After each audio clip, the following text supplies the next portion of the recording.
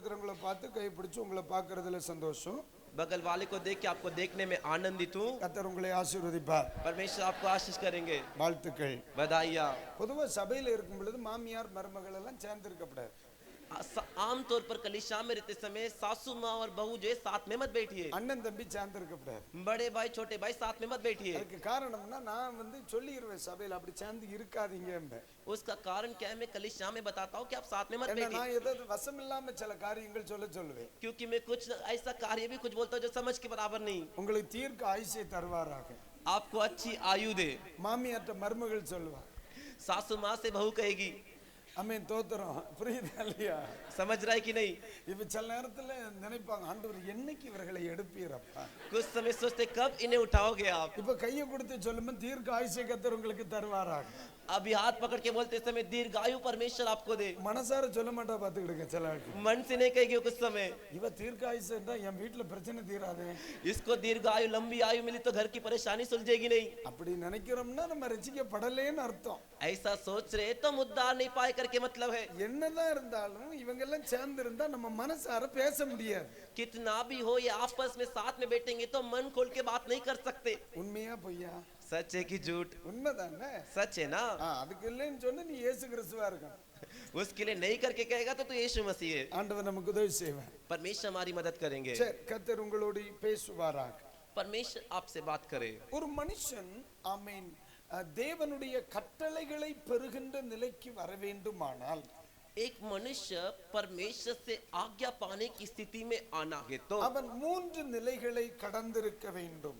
उसे 3 स्थितियों को पार किए रहना है। அப்போஸ்தலர் நடபடிகளின் புஸ்தகம் முதல் அதிகாரம் 1 प्रेरितों के कामों के पहले अध्याय के पहले वचन में அப்போஸ்தலர்கள் பரிசுத்த ஆவியினால் கட்டளை பெற்றார்கள் என்று எழுதப்பட்டிருக்கிறது. प्रेरित लोग पवित्र आत्मा से आज्ञा पाए करके लिखा है। ஒரு மனுஷன் பரிசுத்த ஆவியினால் கட்டளை பெற வேண்டுமானால் एक मनुष्य पवित्र आत्मा से आज्ञा पाना है तो அவன் அப்போஸ்தலனாக இருக்க வேண்டும். उसे प्रेरित बनकर रहना है। ஆமென். அப்போஸ்தலனாக இருக்க வேண்டும். उसे एक प्रेरित बनकर रहना है। அப்போஸ்தலன் என்று சொன்னால் प्रेरित मतलब कहते हैं तो ஆண்டவருக்காக அனுப்பப்படுகிறவன் என்று அர்த்தம். परमेश्वर के लिए भेजा हुआ करके मतलब है। ஆமென். आमीन। ஆண்டவருக்காக அனுப்பப்படுகிறவன் என்று அர்த்தம். परमेश्वर के लिए भेजा गया मतलब है। இன்னும் ஆழமாய் சொல்ல உண்டு, அது ஊழியர்களுக்குரியது. ஆனாலும் கர்த்தர் உங்களுக்கு பின்பகுதியில் பேசுவாராக. और भी गहराई से कह सकते हैं वो सेवकों के लिए परमेश्वर पिछले हिस्से में उसे आपको बताएंगे। ஒரு மனிதன் ஒரு நாளில் ஆமென் அப்போஸ்தலனாவது இல்லை. एक मनुष्य एक ही दिन में प्रेरित नहीं बनता। இப்போ உங்க பாஸ்டர் உங்க போதகரை எடுத்துக்கொள்ளுங்களேன். अभी आपके पास्टर जी को ही ले लीजिए। ஒரே நாள்ல அவர் பாஸ்டர் ஆயிட்டாரா? एक ही दिन में पास्टर बन गए क्या? இல்ல.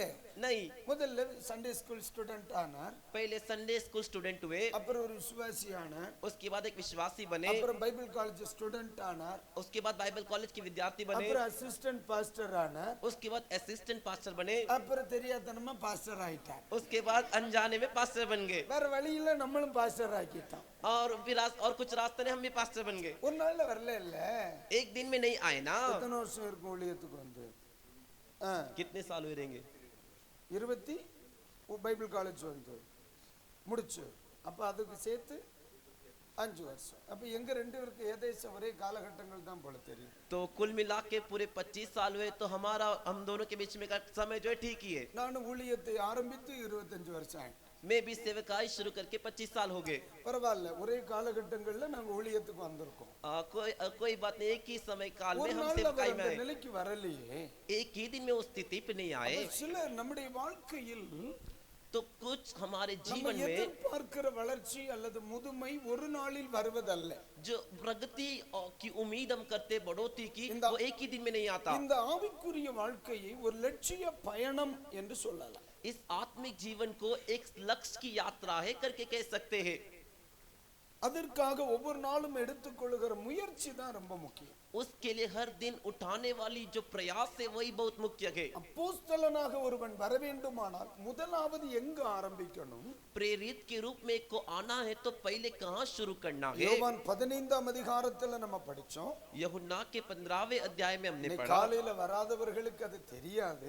आज सुबह जो नहीं आए उनको नहीं मालूम। இதிலே கவனிக்கும் பொழுது इसमें ध्यान देंगे तो ஆமென் ஸ்தோத்திரம் பைபிள் சொல்லுது 15:8ல வாசிக்கும்போ बाइबल कहता है 15वें अध्याय के 8 में पढ़ते समय ஆமென் என் பிதா மகிமைப்படுவார் எனக்கு சீஷராக இருப்பீர்கள் என்று எழுதப்பட்டிருக்கு. मेरे पिता की महिमा हो इसलिए तुम मेरे चेले बनो कर।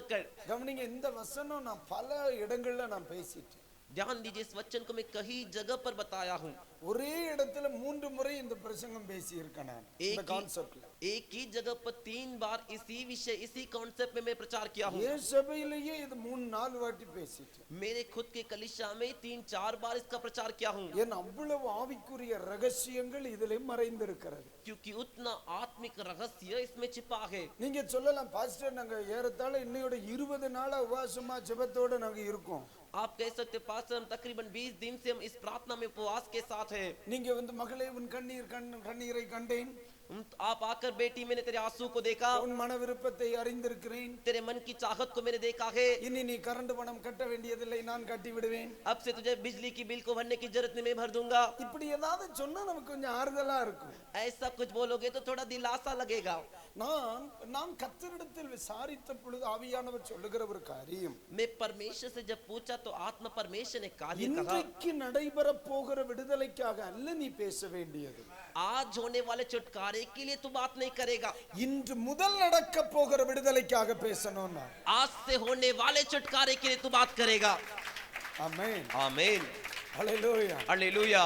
மறுபடியும் சொல்றேன் கேளு. फिर से कहता हूं सुन, இன்றைக்கு வருகிற மாற்றம், आज जो बदलाव आएगा, இன்றைக்கு வருகிற விடுதலை, आज जो छुटकारा आएगा, இன்றைக்கு வருகிற அற்புதம், आज जो अद्भुत आएगा, இன்றைக்கு எனக்கு வருகிற ஆசீர்வாதம், आज जो मेरे लिए आशीर्वाद आएगा। ஆண்டவர் சொன்ன இல்லை இல்லை, परमेश्वर ने कहा नहीं नहीं, இன்று முதல் வருகிற ஆசீர்வாதம், परमेश्वर ने कहा आज से होने वाली आशीर्वाद, இன்று முதல் என் பிள்ளைகளுக்கு வருகிற நன்மை, आज से मेरे बच्चों के लिए आने वाली भलाई। ஆமென். आमीन। நீங்க எதிர்பார்க்கிறது இன்றைக்கு வருகிற விடுதலை, तुम उम्मीद करते हो आज आने वाला छुटकारे के लिए, ஆண்டவர் சொல்லுகிறது இன்று முதல் வருகிற விடுதலை. परमेश्वर कह रहे आज से आने वाली छुटकारा। அப்படியானால் மாற்றங்கள் இன்று ஆரம்பிக்கும்.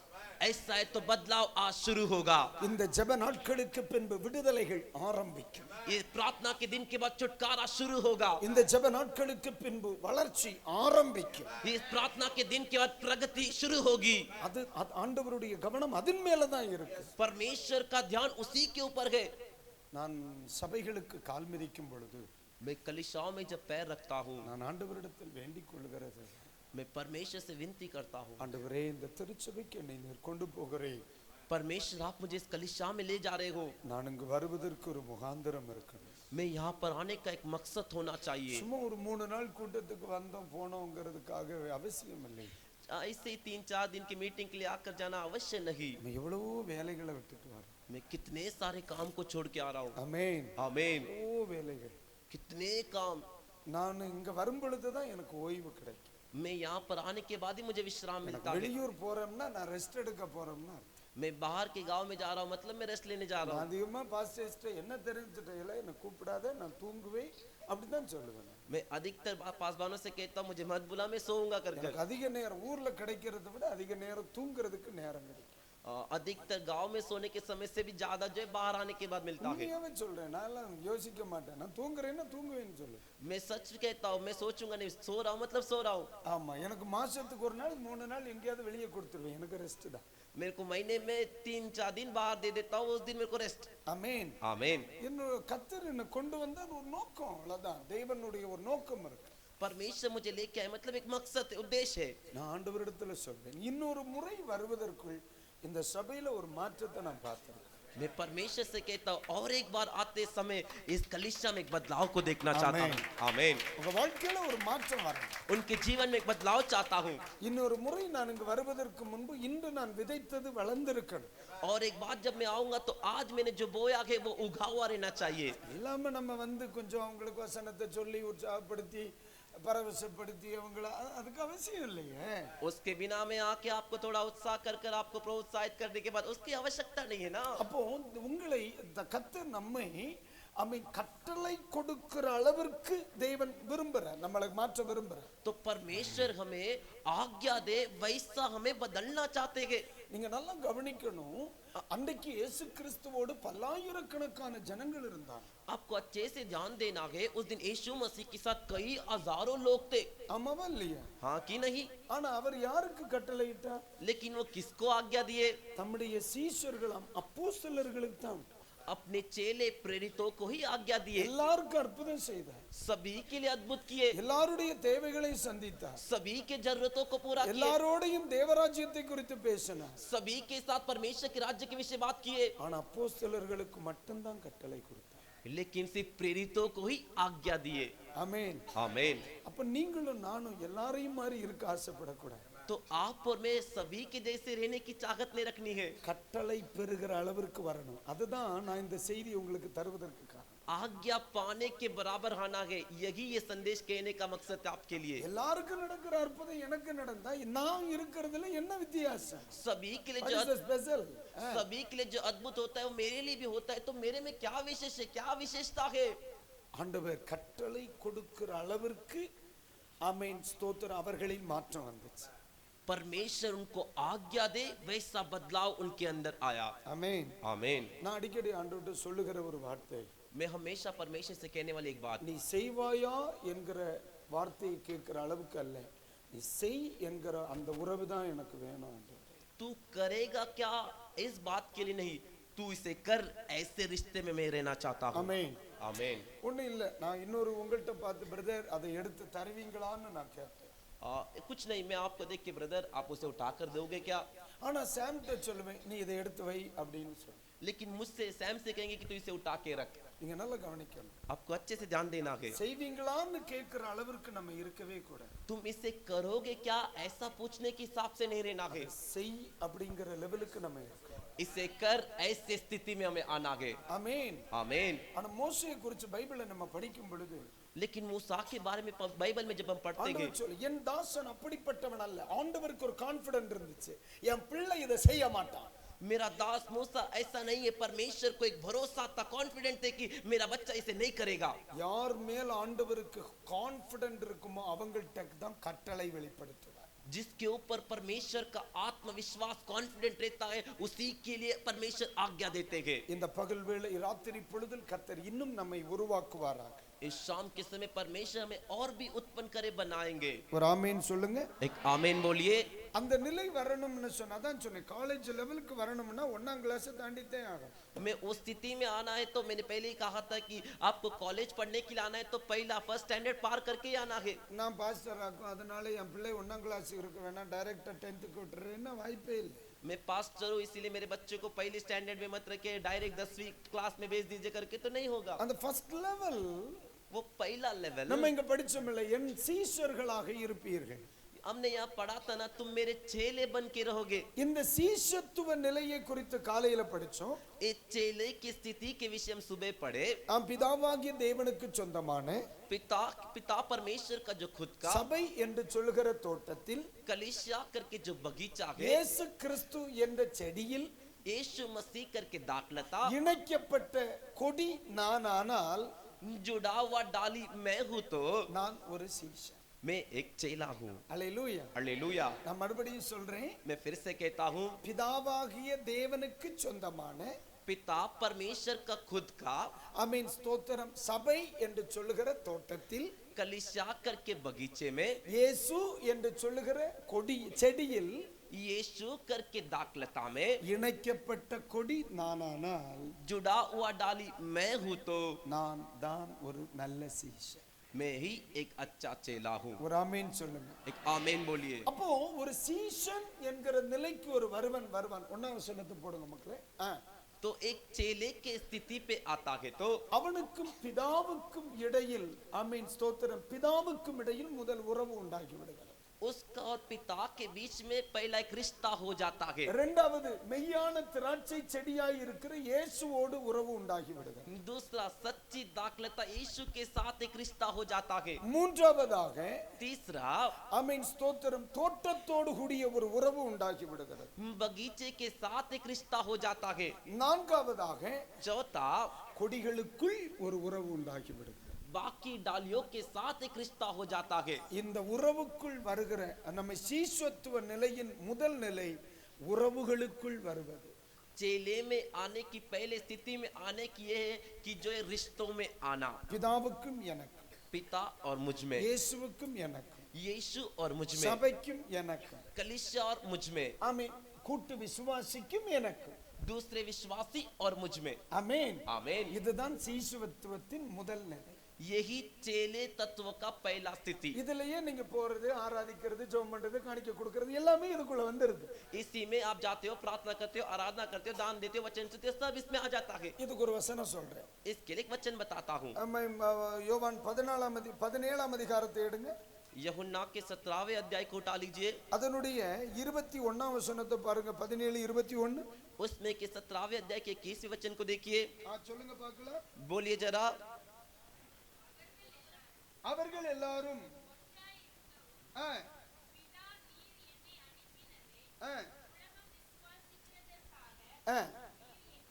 பாருங்க, இதுதான் அந்த இணைப்பு, அந்த ஒருமனம். அதை நான் சொல்றேன், கவனிங்க. ஆமென். நீர் என்னிலேயும் நான் உன்னிலேயும் இருக்கிறது போல அவர்கள் எல்லாரும் நம்மில் ஒன்றாய் இருக்க வேண்டிக் கொள்கிறார். देखिए, यही मैं आपको बताना चाहता हूँ, जैसे तू है पिता मुझ में है और मैं तुझ में हूँ, वैसे ही वे भी हम में हो। நீங்க நல்லா கவனிங்க. आप अच्छे से समझिए। அந்த ஒன்றாம் வசனத்தில் நான் சொன்ன வார்த்தை இந்த ஒரு வார்த்தைக்குள்ள வந்துருச்சு. वो जो पहला वचन में मैंने कहा था वो इस वचन में आ गया। பிதா எங்க இருக்கிறார்? पिता कहाँ पर है? இயேசுவுக்குள்ள இருக்கிறார். यीशु के अंदर है। இயேசு எங்க இருக்கிறார்? यीशु कहाँ पर है? பிதாவுக்குள்ள இருக்கிறார். पिता के अंदर है। ஆமென். எனக்குள் இயேசு இருக்கிறாரா? मेरे अंदर यीशु है क्या? இயேசு எனக்குள்ள இருக்கிறார். यीशु मेरे अंदर है। பிதா இயேசுவுக்குள் பிதா இருக்கிறார். यीशु के अंदर पिता है। இத நான் சொல்லும்போது சில நேரம் சில ஆட்களுக்கு குழப்பம் பார்த்துக்கிறேன். इसे कहते समय कुछ लोगों को उलझन आता है। कुछ समय நம்மில் ஒன்றாய் இருக்கிறது போல, நாம் ஒன்றாய் இருக்கிறது போல அவர்கள் நம்மில் ஒன்றாய் இருக்கணும். जैसे हम एक है वैसे वो वे भी हम में एक हो। இத குறித்து படிக்க போனா இன்னைக்கு இது மட்டும் தான் படிக்க முடியும். इसके बारे में पढ़ने जाएंगे तो आज से यही पढ़ सकते हैं। நான் சொல்றது புரியுதா இல்லையா? मैं जो बोल रहा समझ में आया कि नहीं? பிதாவுக்குள் இயேசு, पिता के अंदर यीशु, இயேசுவுக்குள் நான், यीशु के अंदर मैं, எனக்குள் இயேசு, मेरे अंदर यीशु, எனக்குள் பிதா, मेरे अंदर पिता, இயேசுவுக்குள் பிதா. यीशु के अंदर पिता। அப்ப நாங்கள் ஒன்றாய் இருக்கிறது போல. तो हम जैसे एक है। இப்ப நல்லா கவனிங்க, எனக்குள்ள இப்ப இயேசு இருக்கிறார். अब अच्छे से ध्यान दीजिए, मेरे अंदर यीशु है। இயேசுக்குள்ள யார் இருக்கா? यीशु के अंदर कौन है? பிதா இருக்கிறார். पिता है। இப்ப பிதா எங்கோ தேட வேண்டாம், எனக்குள்ள தான் அவர் இருக்கார். तो पिता को कहीं ढूंढने की जरूरत नहीं, मुझ में ही है। ஒரு ஆமீன் சொல்லுங்க பார்க்கலாம். आमीन बोलिए। சொல்லுங்க அல்லேலூயா. हालेलुया, அல்லேலூயா. हालेलुया। இப்ப சில நேரத்துல யோசி, அது எப்படி பாஸ்டர் சொல்லுதீன்னு. तो कुछ समय सोचते हो कैसे बोल रहे हो पास्टर? யோவான் 14ஆம் அதிகாரத்தை எடுங்க, சொல்லித்தாரேன். यूहन्ना के 14वें अध्याय को निकाल दीजिए, मैं बताता हूँ। ஆமீன். 8ஆம் வசனத்திலிருந்து வாசிக்கும்போ 8वें वचन से हम पढ़ेंगे तो ஆமீன் தோத்திரம். 8ஆம் வசனத்துல பிலிப்பு ஆண்டவரை பார்த்து கேட்கிறார், பிதாவே எங்களுக்கு நீர் காண்பித்து தர வேண்டும் என்று சொல்றார். 8वें वचन में फिलिपुस कहता है कि यीशु तू पिता को हमें बता। ஆமீன். சீஷர்களுடைய பயங்கரமான விருப்பமாக்குது. चेलों की भयंकर चाहत थी ये। என் பிதாவை வேண்டிக் கொள்வேன், என் பிதாவை வேண்டிக் கொள்வேன், என் பிதா என்னை அனுப்பினார், இப்படி எல்லாம் நீர் பெருசு பெருசா பேசுறீ. आप ऐसी बड़ी बातें करते ना, पिता से मैं विनती करता हूं, पिता से प्रार्थना करता हूं, पिता ने मुझे भेजा, पिता ने इसे करने के लिए कहा कर பிதா தான் என்ன அனுப்பினார், நான் என் பிதாவுக்கு வீட்டுக்கு போறேன், என் பிதா அங்க ஒரு பெரிய வீடு கட்டிட்டு இருக்கிறார், இதெல்லாம் பேசிட்டு இருக்கிறேன் நீரு. पिता ने मुझे और मैं पिता के पास वापस जा रहा, वहां पर बहुत बड़ा जगह, वहां पर वो घर बांध रहे कर ऐसे सब बड़ी बातें करते हो ना। இப்ப சீஷர்களுக்குள்ள ஒரு ஆசை, அப்ப அந்த பிதாவை ஒண்ணு காமிச்சு தரலாம்ல. अभी चेलों के अंदर एक चाहत आ गई, तब उस पिता को बताओ। உடனே தான் 9ஆம் வசனத்துல அழகா பதில் பேசுறாரு பாருங்க. तुरंत 9वें वचन में वो जवाब दे रहे हैं। அதற்கு இயேசு, उसके लिए यीशु। இவ்வளவு காலம் நான் உங்களுடனே இருந்தும் நீ என்னை அறியலையாப்பா. इतने दिन से मैं तुम्हारे साथ हूँ फिर भी तुम मुझे जाने नहीं क्या? என்னை கண்டவன் என் பிதாவை காண்கிறான். जो मुझे देखता है वो मेरे पिता को भी देखता है। அப்படி இருக்க பிதாவை எங்களுக்கு காண்பியன்னு லூசுப்பேல நீ கேட்கலாமான்னு. ऐसे रहते समय पागल तो पूछ सकता है कि पिता को दिखा कर कर। ஆனா உண்மையிலே சொல்றேன், இந்த 12 பேரை வச்சு படாத பாடுதான் பண்றேன். सच कहता हूँ ये 12 जन से बहुत ही दुख उठा यीशु। ஆமென் சொல்லுங்க. आमीन बोलिए। அன்னைக்கு அவர் அவ்வளவு பேரையும் சமாளிச்சனால தான் நம்மள இன்னைக்கு வச்சு சமாளிக்க முடியுது. उस दिन उतनों को रख के संभाले, इस वजह से आज हमें रख के संभाल पा रहे। ஆமென் आमीन। அடுத்து இன்னும் பேசுறார் பாருங்க அடுத்த வசனத்துல. आगे और भी बोल रहे, देखिए अगले वचन में, நான் பிதாவிலும் பிதா என்னிலும் இருக்கிறதை நீ விசுவாசிக்கவில்லையா அப்படின்றார். क्या तू विश्वास नहीं करता कि पिता मुझ में और पिता में मैं हूं कर कर? இந்த இடத்துல அவர் சொல்லுகிற வார்த்தையை கவனிக்க, என்னிடத்தில் வாசமாய் இருக்கிற பிதாவானவரே அப்படிம்பார். और यहाँ पर वो कहते पिता जो मेरे अंदर वास करते हैं। அப்படியானால் பிதா எங்கே இருக்கிறார்? ऐसा है तो पिता किधर है? பிதா எங்கே இருக்கிறார்? पिता किधर है? இயேசுவுக்குள் பிதா இருக்கிற மாதிரி இங்க பேசுறார். यीशु के अंदर पिता है, ऐसी वो बातें कर रहे। ஒரு ஆமென் சொல்லுங்க. आमीन बोलिए। பிதா எங்கே இருக்கிறார்? पिता किधर है? இயேசுக்குள்ள இருக்கிறார். यीशु के अंदर है। இயேசு எங்க இருக்கிறார்? यीशु किधर है? இயேசு எங்க இருக்கிறார்? यीशु किधर है? ஆமாவா இல்லையா? हाँ कि नहीं? எனக்குள்ள இருக்கிறார்ல. मेरे अंदर है ना। நான் உன்னிடத்தில் வந்து உன்னிடத்தில் வாசம் பண்ணுவேன். मैं तेरे अंदर आके तेरे अंदर वास करूंगा। அப்ப எனக்குள்ள இயேசு, तो मेरे अंदर यीशु, இயேசு வந்து இயேசுக்குள்ள பிதா. यीशु के अंदर पिता। அதுதான் என்ன ஆலயம்னு சொல்றாங்க. इसीलिए मुझे भवन करके कहते हैं। அதனால தான் நீங்களே அந்த ஆலயம்னு சொல்றாங்க. इसीलिए तुम ही वो भवन होकर कर कहते हैं। இன்னும் ஒரு காரியம் இருக்கு. और एक कार्य है। கொலோசியர் எழுதுகிற கொலோசியர் எடுங்க. கொலோசியர் कोलोसियों की पत्री निकाल लीजिए। இங்க தான் இருந்து ஒன்னு பாத்துக்கிட்டே. यही देख लेता हूँ। ஆமென். மூணாம் வசனத்தை பாருங்க. तीसरे वचन को देखिए। மூணாம் அதிகாரம் மூணாம் வசனத்தை பாருங்க. तीसरे अध्याय के तीसरे वचन को देखिए। அங்க என்ன சொல்லி இருக்கு? वहाँ पर क्या बताया गया है? ஆமென். அப்ப நல்லா கவனிங்க. வாசிக்கலாம். படிங்க. ஏனென்றால் நீங்கள் மரித்தீர்கள், क्योंकि तुम मृत्यु पाए உங்கள் ஜீவன் கிறிஸ்துவுடனே கூட தேவனுக்குள் மறைந்திருக்கிறது. और तुम्हारा जीवन मसीह के अंदर परमेश्वर में छिपा हुआ है। நம்ம வாசிச்சதுக்கு நேர எதிர்மாறா இருக்கு இந்த வசனம். हमने जो पढ़ा था उस वचन के सीधे सामने ये वचन है।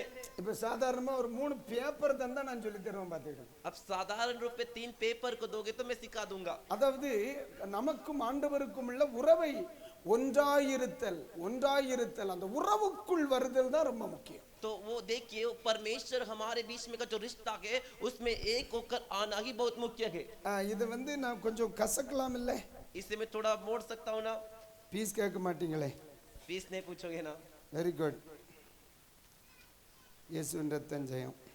यीशु की लहू की जय। நல்லா கவனிங்கப்பா. ध्यान दीजिए। ஒரு 2 பேர் வாருங்க. 2 जन आइए। ஒரு 2 பேர் கூட வாருங்க. 2 जन आइए। ஏழும்பு பக்கி இங்க வா. வரவனே இடம் இல்லை, இருக்கவும் இடம் இல்லை. இன்னொரு ஆள் கூட வாடி. और एक जन आइए। நீ வா மக்கா. இதெல்லாம் இல்லை, நீ வா. மண்டே பழம் மேலே இருக்க. இதுல வா. ஒன்றும் இல்லை, இயேசுவின் ரத்தம் ஜெயம். இதை நீ கையில் வச்சுக்கோ. इस पेपर को हाथ में रख लो। நம்ம ஏற்கனவே வாசித்த இந்த வசனத்தை நம்ம பாருவோம். ஆமென். உங்கள் ஜீவன் तुम्हारा जीवन கிறிஸ்துவுடன் கூட தேவனுக்குள் மறைந்திருக்கிறது. मसीह के साथ परमेश्वर में छिपा हुआ है। எப்பா இந்த பேப்பருக்கு ஒரு பேர் போடுங்கப்பா. इस पेपर को एक नाम दीजिए। இந்த பேப்பருக்கு ஒரு பேர் போடுங்க. ஒரு ஆளுக்கு பேர் போடுங்கடே. நானா போட்டேன்னா யார் பேரும் சிக்கிரப்படாதுல்ல. मैं रखूंगा तो किसी का नाम फंसना नहीं चाहिए ना। ஒரு பேப்பர் இது ஒரு ஆளு பேர் போடுங்கம்மா. एक का नाम दे दीजिए। சொல்லுங்கடே. சஞ்சய். संजय। சரி. சஞ்சயின் ஜீவன் संजय का जीवन கிறிஸ்துவுடனே கூட मसीह के साथ தேவனுக்குள் மறைந்திருக்கிறது. परमेश्वर के साथ छिपा हुआ है। சில நேரத்துல நீங்க என்ன பாதுகாத்துக்கிடுங்க ஆண்டவரேன்னு சொல்றீல்ல. कुछ समय आप कहते हैं ना परमेश्वर आप हमारी सुरक्षा कीजिए। அதெல்லாம் தேவையில்லாத ஜெபம்னு நான் சொல்லுவேன். वो सारी प्रार्थना जरूरत नहीं है करके मैं कहता हूँ। ஃபர்ஸ்ட் ஜோமனப்படாதான்னு நீங்க கேட்கலாம். पास्टर ऐसा प्रार्थना नहीं करे क्या कर आप पूछ सकते हो। நீ இருக்கிற இடம் எங்கேன்னு புரிஞ்சா இந்த ஜெபத்துக்கு தேவையில்லை மன. तू जिस जगह पर है तो उसे जान गया तो इस प्रार्थना की जरूरत ही नहीं है। ஒரு ஆவிக்குரியவன் இருக்க வேண்டிய ஸ்தானத்தில் சரியாக இருந்தால் சில ஜெபங்களை வேண்டாம் என்று வைக்கலாம். एक आत्मिक व्यक्ति सही स्थान पर रहेगा तो कुछ प्रार्थना उसके लिए जरूरत नहीं। சஞ்சயின் ஜீவன் संजय का जीवन இது கிறிஸ்து, இது தெய்வம். ये मसीह और ये परमेश्वर. சஞ்சய் संजय கிறிஸ்து, मसीह பிதா. और पिता. அப்ப சஞ்சயின் ஜீவன் संजय का जीवन கிறிஸ்துவுடனே கூட मसीह के साथ में தேவனுக்குள் மறைந்திருக்கிறது. परमेश्वर के साथ छिपा हुआ है. இப்ப அந்த வசனம் சொல்லு. अब वो वचन को बोलिए. ஆ ஆ உங்கள் ஜீவன் तुम्हारा जीवन கிறிஸ்துவுடனே கூட मसीह के साथ தேவனுக்குள் மறைந்திருக்கிறது. परमेश्वर में छिपा हुआ है. உன்னுடைய குடும்பம் तेरा परिवार இயேசுவோடு கூட यीशु के साथ தெய்வத்திற்குள் மறைந்திருக்கிறது. परमेश्वर के साथ छिपा है. அப்ப ஒன்ன தொடணும்னா, तो तुझे छूना है तो உன் குடும்பத்தை தொடணும்னா, तेरे परिवार को छूना है तो ஊழியத்தை தொடணும்னா, तेरी सेवकाई को छूना है तो வந்த உடனே பிடுங்க ஒண்ண முடியாதுல. आते ही उखाड़ नहीं सकते. சொல்லுவோம்ல, இப்ப பாத்துக்க, ஒன்னும் பிடுங்க மாட்டேன் நீ. ओके. எனக்கு தெரியும் நான் எங்க இருக்கேன். वो कहता है ना, अरे मैं आके देख लेता हूँ, कुछ नहीं कर सकते, मुझे मालूम है मैं कहाँ पर हूँ. உலகம் அப்படித்தானே சொல்லுது உன்னை பார்த்து. दुनिया ऐसे कहते ना तुझे देखकर. சமுதாயம் அப்படித்தானே சொல்லுது. ये समाज ऐसे कहता ना तुझे देखकर. இதுவரைக்கும் உன் ஜெபத்தினால நீ நிக்கிறேன்னு நினைச்சியா? अभी तक तेरे प्रार्थना की वजह से तू खड़ा है करके सोच रहा है क्या? பாதி ஒண்ணு கூப்பிட்டு எனக்கு போக சொல்ல தெரியாதா? இல்லங்க, ஒரு ஆமென் சொல்லுங்க பார்க்கலாம். आमीन बोलिए. மாற சப்ஜெக்ட் பார்த்தாச்சு, அப்படியே நின்னுக்கா. ஒரு ஆமென் சொல்லுங்க. आमीन बोलिए. அல்லேலூயா. हालेलुया. நான் சொல்றது நீங்க நல்லா கவனிக்கணும். मैं जो बोल रहा हूँ ध्यान से समझना है. உலகத்தில் சத்துரு உனக்கு விரோதமாய் வருவதுண்டு. दुनिया में शत्रु तेरे खिलाफ आएंगे. ஆமென். உங்களை சத்துரு பகைப்பா, அதுக்கு காரணம் சொல்றேன். तुमसे शत्रु बैर करेंगे, उसका कारण कहता हूँ. நீங்கள் இயேசுவை நேசித்ததனால இந்த உலகம் உங்களை பகைக்கும். तुम लोग यीशु से प्यार की इस वजह से दुनिया तुमसे बैर करेगा. இயேசு உங்களுக்கு அனுகூலமாய் இருந்தால் சத்துரு உங்களுக்கு எதிராத்தான் இருப்பான். यीशु आपके अनुकूल है तो शत्रु आपके खिलाफ ही रहेगा. ஆமென். आमीन. அதனால இந்த உலகத்தில் உங்களுக்கு எதிர்ப்புகளும் பிரச்சனைகளும் நிச்சயமா உண்டு. इसीलिए इस दुनिया में तुम्हारे लिए आपके विरोध में और आपके लिए परेशानियां जरूर होगी. ஆனா பரிசுத்த ஆவியானவர் என்ன சொல்லுகிறார்? लेकिन पवित्र आत्मा क्या कहते हैं? நீங்க எங்க இருக்கீங்க? तुम कहां पर हो? ஒரு சீஷன் கிறிஸ்துவுக்குள் வரும் பொழுது முதல்ல அவன் வருகிற நிலை என்ன? एक व्यक्ति मसीह में आके चेले में आते से पहली स्थिति कहां அவன் पर है? கிறிஸ்துவிலும் वो मसीह में, கிறிஸ்து தேவனிலும். मसीह परमेश्वर में. ஆமென். நல்லா கவனிங்க. अच्छे से ध्यान दीजिए. இப்ப நான் எங்க இருக்கிறேன்? கிறிஸ்துவுக்குள் இருக்கிறேன். अब मैं किधर हूँ? मसीह में हूँ. ஒருவன் கிறிஸ்துவுக்குள் இருந்தால், एक व्यक्ति मसीह में है तो ஆமென், आमीन. கிறிஸ்துவுக்குள் இருந்தால், मसीह के अंदर है तो அப்ப கிறிஸ்து யாருக்குள் இருக்கிறார்? तो मसीह किसके अंदर है? தேவனுக்குள் இருக்கிறார். परमेश्वर के अंदर. இப்போ சஞ்சய் தானடே, संजय ना, சஞ்சய தொடணும்னா संजय को चुना है तो முதல்ல சென்ட்ரல் கவர்மெண்ட்டுக்கு லெட்டர் எழுதணும். पहले सेंट्रल गवर्नमेंट को लेटर लिखना है. சென்ட்ரல் கவர்மெண்ட் எங்க? सेंट्रल गवर्नमेंट किधर है? பிதாவாகிய தெய்வம். पिता परमेश्वर. அங்க இருந்து பெர்மிஷன் வந்தா वहां से परमिशन आएगी तो ரெண்டாவது ஸ்டேட் இருக்கு. दूसरा स्टेट है ஆமென். தோத்திர இயேசு கிறிஸ்து, यीशु मसीह. அவர்கிட்ட பெர்மிஷன் வாங்கணும். उनसे परमिशन लेना है. அங்க இருந்து வந்தவர் தான் நம்ம தொட முடியும். वहां से परमिशन आने के बाद ही हमें छू सकता है. இந்த மாதிரி பெர்மிஷன் கேட்க ஒரு நாள் பிசாசு அப்ளை பண்ண. ऐसे परमिशन लेने के लिए शैतान ने एक बार अप्लाई किया. பிசாசு பைபிள்ல நிறைய பேருக்காக தொடறதுக்கு அப்ளை பண்ணியிருக்கான். शैतान बाइबल में से बहुत से लोगों को छूने के लिए एप्लीकेशन किया. யோபுவை தொடுவதற்கு அப்ளை பண்ணான். अय्यूब को छूने के लिए अप्लाई किया. சென்ட்ரல் கவர்மெண்ட்லயும் பாஸ் ஆயிட்டு, ஸ்டேட்லயும் பாஸ் ஆயிட்டு. सेंट्रल गवर्नमेंट में पास हो गया, स्टेट गवर्नमेंट में पास हो गया, ஆனா அவன் ஃபெயில் ஆயிட்டான். लेकिन वो फेल हो गया. நீங்க சொல்லுங்க, ஆண்டவரால் அனுமதி அளிக்கப்படுகிறது. परमेश्वर के द्वारा उसकी अनुमति रद्द की गई. ஜீவனை எடுக்க அனுமதி கொடுக்கப்படவில்லை. जीवन को लेने की अनुमति दी नहीं गई. அதே மாதிரி பேதுருவை முரத்திலிட்டு புடைப்பதற்காக பெர்மிஷன் அப்ளை பண்ணான். वैसे ही पतरस को भी परीक्षा लेने के लिए उसने जो अप्लाई किया. பிசாசு ஃப்ரம் டு எல்லாம் போட்டு கடிதம் எழுதுறான். शैतान फ्रॉम टू करके चिट्ठी लिख रहा है. ஆமா ஆமா, சஞ்சய்க்காக ஒரு கடிதம். संजय के लिए एक चिट्ठी. ஆமே தோத்திரம். பொருள் என்னவென்றால், चीज क्या है? சஞ்சயை புடைக்கும்படி அனுமதி கோரி விண்ணப்பம். संजय के अच्छे से तो परखने के लिए, परीक्षा लेने के இது लिए. எங்க போகுது? ये किधर जा रहा है? சென்டருக்கு போச்சு. सेंटर के पास गया. அப்ப உடனே ஆண்டவர் சஞ்சயை திரும்பி பார்க்கிறார். तुरंत परमेश्वर संजय को मुड़ के देख रहे. இந்த பையன் சொன்னாலே பாதி நேரம் கோயிலுக்கு வர மாட்டானே, ये लड़के को कहते आधा समय चर्च नहीं आता. இவனுக்கு இப்ப பெர்மிஷன் கொடுத்தா அடுத்த ஞாயிற்றுக்கிழமை இவன் இல்லை. इसको अभी परमिशन देगा तो अगले रविवार को ही नहीं है। உடனே தோத்தர் ஸ்டேட்டும் சென்டரும் சேர்ந்து ஒரு ஒரு ஒரு ஒரு என்ன வருது ஒரு ஒரு கூட்ட ஆலோசனை எடுக்கிறாங்க. तुरंत स्टेट और सेंट्रल गवर्नमेंट मिलके क्या करे, एक मीटिंग करके कंक्लूजन पे आ रहे, இந்த விண்ணப்பம் நிராகரிக்கப்படுகிறது.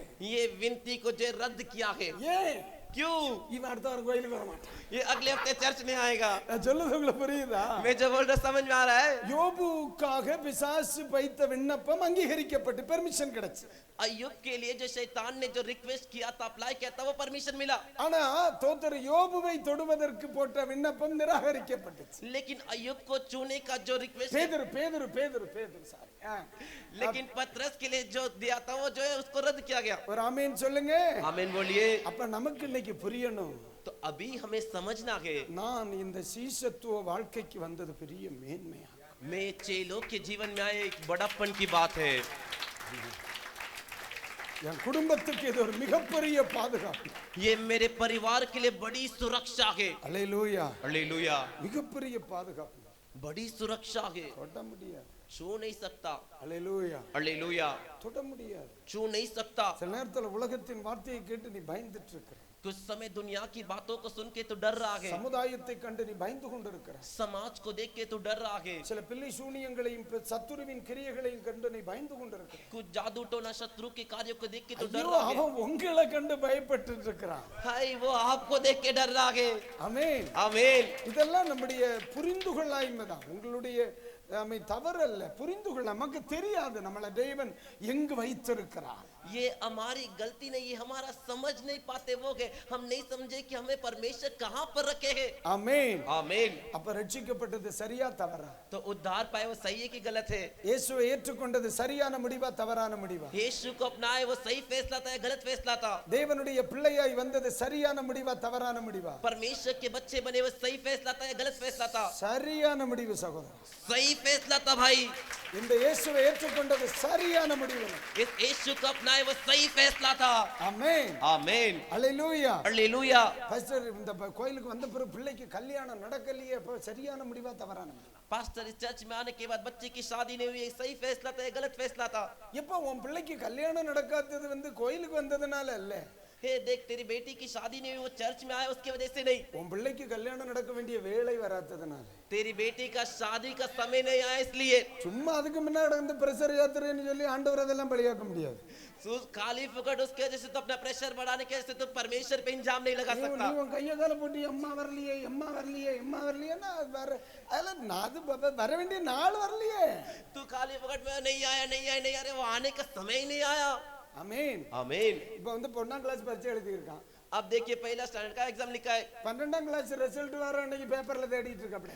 12वीं क्लास का रिजल्ट आते समय उस पे ढूंढते नहीं रहना है। அதுக்கு நீ 12 வருஷம் கிடக்குடா. उसके लिए 12 साल बचे। ஆமே 12ஆம் கிளாஸ்ல பரீட்சை எடுத்துட்டு பேப்பர்ல தேடலாம், நியாயம் இருக்கு. 12वीं क्लास का एग्जाम देके तो पेपर में उसका रिजल्ट देख सकते हैं, वो न्याय है। 1ஆம் கிளாஸ் பரீட்சை எழுதி வச்சுக்கிட்டு ஆமே தோத்தற எனக்கு ரிசல்ட் வந்திருக்கா மார்க் எவ்வளவு இருந்துச்சுன்னு கேட்டா லூசு பையன் எல்லாம் சொல்வார்கள். पहली क्लास का एग्जाम लिख के उसका मार्क्स आया क्या करके 12वीं क्लास के रिजल्ट में देखे तो परमेश्वर कहेगा तू पागल है क्या? நடக்கலேன்னு நினைக்காத, அந்த வேளை வரலேன்னு சொல்லு. नहीं हुआ करके मत सोच, वो समय नहीं आया करके सोच। கர்த்தருக்கு என்னை ரட்சித்த ஆண்டவருக்கு என் பிள்ளைகளை நடத்த தெரியும். मेरा उद्धार क्या परमेश्वर को मेरे बच्चे को चलाना आता है। என்னை அழைத்த ஆண்டவருக்கு என் குடும்பத்தை காக்க தெரியும். मेरे को बुलाया परमेश्वर मेरे परिवार की रक्षा करना जानता है। ஆமென். आमीन। என்னுடைய குடும்பம் கிறிஸ்துவுக்குள் தேவனுக்குள் மறைந்திருக்கிறது. मेरा परिवार मसीह के अंदर परमेश्वर के अंदर छिपा हुआ है। ஆனா இன்னொரு இடத்துல நம்ம படிச்சோம்ல. लेकिन और एक जगह पर हम पढ़े ना। எங்க படிச்சோம்? क्या पढ़े? ஆமென். நான் உங்களில் கர்த்தரு ஸ்தோத்திரம். எங்க படிச்சோம்? 14ல எத்தனாவது வசனம் படிச்சோம்? 9 10 படிச்சோம்ல. ஆமென் ஸ்தோத்திரம். வாசி மக்களே வாசி. पढ़िए। நான் பிதாவிலும் எத்தனை வசனம் நீ படிக்கிற மகளே? 10ஆம் வசனம். அடுத்த வசனம் போடுறா. நான் பிதாவிலும் ஒரு அல்லேலூயா சொல்லுங்க. அல்லேலூயா बोलिए। அல்லேலூயா. அல்லேலூயா। பிதா இயேசுவில் இருக்கிறார், இயேசு பிதாவில் இருக்கிறார். पिता यीशु में और यीशु पिता में है। இப்ப நல்லா கவனிக்கணும். இயேசு எங்க இருக்கிறார்? अब अच्छे से ध्यान दो, यीशु किधर है? ஆமென். आमीन। ஆமென். आमीन। இப்ப இவங்க ரெண்டு பேரும் எங்க இருக்காங்க? अब ये दोनों कहां पर है? நீங்கள் தேவனுடைய ஆலயமாய் இருக்கிறீர்கள் என்று, तुम परमेश्वर के भवन होकर कर தேவனுடைய ஆவி உங்களில் வாசமாய் இருக்கிறார் என்பதை அறியீர்களா? परमेश्वर का आत्मा तुम में रहता है करके तुम जानते हो क्या? கிறிஸ்து எங்க இருக்கிறார்? मसीह किधर है? எனக்குள்ள இருக்கிறார். मेरे अंदर है। கிறிஸ்துவுக்குள்ள யார் இருக்கிறார்? मसीह के अंदर कौन है? அப்ப இவங்க ரெண்டு பேரும் எங்க இருக்காங்க? तो ये दोनों किधर है? அல்லேலூயா. हालेलुया। நான் அவர்களை சுமக்கிறேன், मैं उन्हें उठाता हूँ, அவர்கள் என்னை சுமக்கிறார்கள். वो मुझे उठाते हैं। நான் அவர்களை சுமக்கிறேன், मैं उन्हें उठाता हूँ, அவர்கள் என்னை சுமக்கிறார்கள். वो मुझे उठाते हैं। ஆமென். ஆமென்। அப்படியானால் நான் நடமாடும் ஒரு ஆலயம். मैं एक चलता फिरता भवन हूँ। ஒரு கிறிஸ்தவ வாழ்க்கை என்பது இதுதான். एक मसीह जीवन मतलब यही है। அதனால்தான் கையினால் கட்டப்பட்ட ஆலயங்களில் அவர் வாசமாய் இருப்பதில்லை. इसीलिए हाथों से बनाए मंदिर भवनों में वास नहीं करते। ஆமென். आमीन। அப்படியானால் இந்த இடத்தில் இருக்கிற ஒவ்வொரு தேவனுடைய பிள்ளைகளும் மிகவும் விசேஷமானவர்கள். ऐसा है तो यहाँ पर जो हर एक परमेश्वर का बच्चा है बहुत ही विशेष है। பக்கத்துல கைப்பிடி சொல்லுங்க, நீங்க மிகவும் விசேஷமானவர்கள். आप बहुत ही विशेष हो। அப்ப உனக்கு சொல்ல உனக்கு ஒரு கே சொல்லு சொல்லு ஆசை தீரும். आप बहुत ही विशेष हो। அல்லேலூயா. हालेलुया। ஆமென். आमीन। கர்த்தர் கிருபை தருவாராக. परमेश्वर अनुग्रह दे। சொல்லுங்க அல்லேலூயா. हालेलुया। இதுதான் சீஷத்துவத்தின் முதல் நிலை. यही चेलो तत्व का पहला स्थिति है। இதுதான் அந்த ஐக்கியம், यही वो एकता है, இதுதான் அந்த உறவு. यही वो रिश्ता है। ஆமென். आमीन। கர்த்தர் உங்களுக்கு உதவி செய்வார். परमेश्वर आपकी मदद करेंगे। உங்களுக்கு நன்றி. आपको धन्यवाद। சமாதானமாய் சென்று வாருங்கள். शांति के साथ जाकर आइए। திருப்பலி முடிந்தது. சரி, ஒரு ஆமென் சொல்லுவோம். आमीन बोलेंगे। இது முதல் நிலை. ये पहली स्थिति। இரண்டாவதாக दूसरा, ஆமென், சீஷத்துவ நிலை. ஒருவன் அப்போஸ்தல நிலைக்கு வர வேண்டுமானால் சீஷனாகணும். प्रेरितों की स्थिति में आना है तो एक को पहला चेला बनना है। சீஷன் என்று சொன்னால் चेला करके कहे तो இரண்டாம் நிலை என்ன? तो दूसरी स्थिति क्या है? ஆமென். ஸ்தோத்திரம். 15ஆம் அதிகாரம் 2ஆம் வசனத்துல 15वें अध्याय के दूसरे वचन में கனி கொடுக்கின்ற நிலைதான் சீஷத்துவ நிலை. फल देने की स्थिति ही चेलों की स्थिति है। ஒரு நல்லா கவனிங்க. अच्छे से ध्यान ஒரு दीजिए। கொடியினால் சுயமா வாழ முடியாது. एक डाली वो खुद अपने मर्जी से नहीं जी सकती। ஆமென். கொடியில் வெளிப்படுகிற எல்லாம் செடியினுடைய தன்மை தான் வெளிப்படும். जिस डाली में जो भी प्रकट होता है वो सब झाड़ के गुण से ही आता है। ஒரு ஆமென். आमीन। நான் சொல்லு உங்களுக்கு தெரியும், புரியுதா உங்களுக்கு? मैं जो बोल रहा हूँ आपको समझ में आ रहा है? செடிக்குள் என்ன தன்மை இருக்குதோ அதுதான் கொடியில வெளிப்படும். उस पेड़ उस झाड़ के अंदर जो गुण है वही उसकी डाली से प्रकट होगा। ஆமென். आमीन। செடிக்குள் என்ன சுவை இருக்கிறதோ அதுதான் கொடியில வெளிப்படும். उस झाड़ उस पेड़ के अंदर जो स्वाद है वही स्वाद उसके डाली से प्रकट होगा। இப்ப பலாமரத்துல இணைக்கப்பட்ட ஒரு கொடியில பாகக்காய் வராது. अब कटहल फनस के पेड़ से उसकी डाली से करेला नहीं आएगा। ஆமென். கண்டிப்பா எதுதான் வரணும்? जरूर ही पलाकाय क्या தான் आएगा? வரணும். फनस कटहल ही आएगा। இப்ப நீங்க நல்லா கவனிங்க. अब अच्छे से ध्यान दीजिए। ஆமென். ஸ்தோத்திரம். கிறிஸ்துவோடு ஒரு மனிதன் சரியான உறவில் இருந்தார், मसीह के साथ एक मनुष्य सही रिश्ते में रहेगा तो அவனால் தெய்வ விரும்பாத ஒரு செயல் வெளிப்படவே செய்யாது. उससे परमेश्वर जो नहीं चाहते ऐसा कार्य प्रकट नहीं होगा। ஆமென். ஒரு ரட்சிக்கப்பட்டு ஞானஸ்நானம் பெற்று சபைக்குள் வந்து தெய்வ கிருபையில் வந்த ஒரு பிள்ளை ஆண்டவர் விரும்பாத ஒரு காரியம் செய்கிறான் என்றால் அவனுக்கும் செடிக்கும் இடையில் உறவு சரியில்லை என்ற அர்த்தம். उद्धार पाकर बपतिस्मा पाकर कलीसिया में आकर परमेश्वर की आराधना करता है और वो ऐसा कार्य करता है जो परमेश्वर को पसंद नहीं है तो उसका और पेड़ का डाली और पेड़ का रिश्ता सही नहीं है। ஆமென். आमीन। அதான் உண்மை. वही सच है। நான் சொல்லுது உங்களுக்கு புரியும்னு நினைக்கிறேன். मैं जो बोल रहा हूं आपको समझ रहा है करके लगता है। அவருடைய சுபாவம் தான் இங்கே இருக்கும்.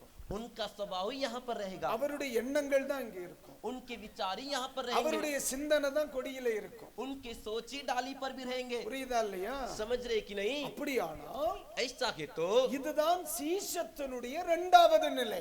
यही चेले का दूसरा स्थिति है। ஒரு ஆமென் சொல்லுங்க. आमीन बोलिए। உங்களையும் என்னையும் தெய்வம் கனி கொடுக்கிற ஒரு வாழ்க்கை ஆமென் ஆண்டவர் விரும்புறார். आपको और मेरे को परमेश्वर फल देने का जीवन जिए करके चाहते हैं। ஒரு ஆமென் சொல்லுங்க. आमीन बोलिए। அல்லேலூயா. हालेलुया। ஒரு வசனம் எனக்கு ஞாபகத்துக்கு வருது, உங்களுக்கு அது செட் ஆகுமான்னு பாருங்க. एक वचन मेरे याद में आ रहा है, वो आपको जम रहा है क्या, सेट हो रहा है क्या करके देखिए। ஏன்னா நம்ம இந்த நாட்களில் அநேக ஆவிக்குரியவர்கள் ஆவிக்குரியவர்களாக சுபாவத்தில் இல்லை. क्योंकि इन दिनों में हम में से कई आत्मिक लोग आत्मिक स्वभाव के नहीं है। ஆமென். आमीन। நீங்க நல்லா கவனிங்க. आप अच्छे से समझिए, நம்மை தெய்வம் வைத்திருக்கிற ஸ்தானத்தை நீங்க நல்லா புரிஞ்சுக்கணும். हमें परमेश्वर रखे हुए स्थान को अच्छे से समझ लेना है। ஆமென். ஸ்தானம் என்று சொன்னால் என்ன? स्थान करके कहेंगे तो क्या? நீங்களும் நானும் இந்த உறவில் இருக்கத்தக்கவர்கள் அல்ல. आप और मैं इस रिश्ते में रहने के लिए लायक नहीं है। நான் சொல்ல உங்களுக்கு புரியும்னு நினைக்கிறேன். मैं जो बोल रहा हूं आपको समझ रहा है करके लगता है। நம்முடைய நீதி அல்ல இந்த அளவுக்கு நம்மளை கர்த்தர் வச்சிருக்கார். हमारा धर्म का काम नहीं है कि परमेश्वर इतना हद तक हमें रखे। இது நமக்கு தெய்வம் தந்த ஒரு பாக்கியம். ये परमेश्वर हमें दिया हुआ एक धन्य है। ஆமென். आमीन। பாக்கியம் இது. ये एक वाक्य धन्य है। நம்முடைய நீதி குறைவுள்ளதானே? हमारा धर्म कम का है ना? நம்முடைய பரிசுத்தம் குறைவுள்ளதானே? हमारा पवित्रता कम है ना? நம்முடைய உண்மை குறைவுள்ளதானே? हमारा सच्चाई का जीवन कम है ना? நம்மள போய் அவருடைய பிள்ளையாய் ஆமென் தோத்தர் அவரோடு கூட அவருடைய கிளையாய் அவர் வச்சிருக்கிறார்னா அவர் நம்ம மேல வச்ச அன்புதானே. हमें जाकर उनका बच्चा बनाकर उनका डाली बनाकर जोड़ के रखे तो ये उनका प्रेम ही है ना जो हमारे ऊपर रखे है। அந்த செடியோடு நான் ஆமென் கொடியாக இணைக்கப்பட்டிருப்பேனானால் அந்த செடிக்கு மேல ஒரு நோக்கம் இருக்கு. उस झाड़ के साथ में एक डाली बन के जुड़ा हुआ तो उस झाड़ का मेरे ऊपर एक मकसद है। அந்த செடியினுடைய நோக்கத்தை தான் கொடி நிறைவேற்றணும். उस झाड़ उस पेड़ के मकसद को ही डाली को पूरा करना है। ஆமென். आमीन। நம்ம சுய இஷ்டம் செய்ய முடியாது. हमारी खुद की मर्जी नहीं कर सकते। நான் தெளிவா சொல்றேன். मैं साफ कहता हूँ, ஒரு இடத்துல சுயம் வெளிப்படுதுனாலே அது கிறிஸ்தவமா இருக்கு. एक जगह पे खुद कर स्वार्थ प्रकट हो रहा है मतलब वो मसीह नहीं। சொல்றது நீங்க நல்லா கவனிக்கணும். मैं जो बोल रहा हूँ अच्छे से समझना है। மேடையிலயா இருக்கலாம் அல்லது பலிபீடத்திலயா இருக்கலாம் ஒரு வீட்டுல பேசும் பொழுதா இருக்கலாம் சுயம் வெளிப்படுதுனாலே கண்டிப்பா புரிஞ்சுக்கிடணும் அது கிறிஸ்தவமா இருக்கு. मंच हो, वेदी हो, घर हो, कहीं पर भी स्वार्थ खुद गर्ज प्रकट हो रहा है तो वो मसीह नहीं है। என்ன ஆண்டவருக்குள்ள சுயம் கிடையாது. क्योंकि परमेश्वर के अंदर स्वार्थ नहीं है। இயேசு பேசினார் ஆனா அது யாருடைய வார்த்தை? यीशु बात की लेकिन वो किसकी बातें थी? பிதாவினுடைய வார்த்தை. पिता की बातें। பரிசுத்தாவியானவர் பேசினார் யாருடைய வார்த்தை? पवित्र आत्मा बात की किसकी बातें? இயேசு கிறிஸ்துவினுடைய வார்த்தை. यीशु मसीह की बातें। இயேசு ஆமென் பரிசுத்தாவியானவர் பேசுகிறவர். पवित्र आत्मा बातें करते। இயேசு சொன்னார் यीशु ने कहा அவர் சுயமாய் பேசாமல் वो अपने स्वयं से बात करेंगे, என்னிடத்திலிருந்து எடுத்து பேசுவார். मेरी बातों में से निकाल के बात करेंगे। ஆமென். आमीन। இயேசு சொல்லுகிறார் यीशु कहते हैं என்னுடைய வார்த்தை என்னுடையதல்ல என் பிதாவினிடத்திலிருந்து கிடைத்ததென்றார். मेरी बातें नहीं पिता से जो बातें मिली वो है। அப்ப இயேசுவினிடத்தில் சுயம் இல்ல ஆவியானவரிடத்திலும் சுயம் கிடையாது. तो यीशु के पास भी स्वयं खुद गर्ज नहीं, आत्मा परमेश्वर के पास भी स्वार्थ खुद गर्ज नहीं। அப்ப இந்த நார பயல்கிட்ட மட்டும் எப்படி சுயம் வெளிப்படுது? तो इस गंदे लड़के में से कैसे प्रकट हो रहा है वो? எனக்கு தெரியும் அடி பல்ல களத்திடுவேன். मुझे मान में दांत निकाल दूंगा। ஆமென். आमीन। ரட்சிக்கப்பட்டு 15 வருஷம் ஆச்சு. उद्धार पाके 15 साल हुए। ஆண்டவரை ஏற்றுக்கொண்டு 20 வருஷம் ஆச்சு. परमेश्वर को अपना के 20 साल हुए। தேவ கிருபையில வந்த வருஷங்கள் ஆச்சு. परमेश्वर के अनुग्रह में आके कई साल हुए। இப்பவும் சொல்றான் அவன தெரியும் இவன தெரியும். अभी भी कहता उसे मालूम है इसे मालूम है। ஆனா நீ யாருன்னு இதுவரை உனக்கு தெரியல. लेकिन तू कौन है करके अभी तक तेरे को नहीं मालूम। கண்களை மூடுவோம் ஜெபம் பண்ணுவோம். आंख बंद करके प्रार्थना करेंगे। என்ன கேக்குறீங்களா? क्यों करके पूछ रहे हो क्या? நீ பிரசங்கத்துக்கு ஜெபம் பண்ணானா? मैं प्रचार के लिए प्रार्थना किया क्या? அது இடைவேளைக்கு பின். वो ब्रेक के बाद। கிருபை நிறைந்த ஆண்டவரே अनुग्रह से बड़े पिता நல்ல ராத்திரி பொழுதற்காய் ஸ்தோத்திரம். अच्छे से रात के समय के लिए स्तुति हो। தொடர்ந்து பரிசுத்த ஆவியானவர் எங்களோடு பேசும். लगातार पवित्र आत्मा बात कीजिए। உம்முடைய கிருபை பொருந்தின வார்த்தைகளை நாங்கள் கேட்கிறோம். आपके अनुग्रह से बड़े वचन को हम सुन रहे हैं। பரிசுத்த ஆவியானவர் தொடர்ந்து எங்களோடு பேசுங்க. पवित्र आत्मा लगातार हमसे बात कीजिए। எங்களை தாழ்த்துகிறோம். हमें दीन करते हैं, எங்களை ஒப்பு கொடுக்கிறோம். हमें समर्पण करते, எங்களை அர்ப்பணிக்கிறோம். हमें अर्पण करते, எங்களை நீர் உருவாக்கும். हमें आप बनाइए। இயேசுவின் கரத்தில் அர்ப்பணித்து ஜெபிக்கிறேன். यीशु के हाथों में अर्पण करके प्रार्थना करते हैं। ஆண்டவரே நம்முடைய ஜனங்களை ஆசீர்வதியும். परमेश्वर आप अपने लोग को आशीष कीजिए। அவருடைய சிறப்பை அவர்கள் உணர்ந்து கொள்ள கிருபை கொடும். उनकी काबिलियत गुण को एहसास करने के लिए मदद कीजिए। இன்றைக்கு ராத்திரி கூட்டம் முடிந்து போகும் பொழுது आज की रात मीटिंग खत्म करके जाते समय ஆவிக்குரிய வெளிச்சத்தோடு செல்ல உதவி செய்யுங்க. आत्मिक उजाले के साथ जाने के लिए मदद कीजिए। கிறிஸ்துவின் சந்தோஷத்திலே செல்ல கர்த்தர் உதவி செய்யுங்க. मसीह के आनंद और खुशी में जाने के लिए मदद कीजिए। ஆண்டவர் கிருபை தரும்படி ஜெபிக்கிறேன். परमेश्वर अनुग्रह देने के लिए प्रार्थना करता हूँ। ஆண்டவரே மறைத்து பயன்படுத்தும் परमेश्वर छिपा कर इस्तेमाल कीजिए இயேசுவின் நாமத்தில் பிதாவே यीशु के नाम से पिता। அல்லேலூயா हालेलुया। எல்லாரும் ஒரு நிமிஷம் எழும்பி நில்லுங்க सभी जन एक मिनट खड़े हो जाइए। நம்ம நேரம் ஆச்சுல்ல बहुत समय हो गया ना। ஒரு நிமிஷம் கை காலில் ரத்த ஓட்டம் கிடைக்கட்டும் हाथ पाँव में सब अच्छे से खून दौड़े। சிலருக்குலாம் இப்பவுமே உயிரே வந்தது कुछ लोग के लिए अभी जान आया।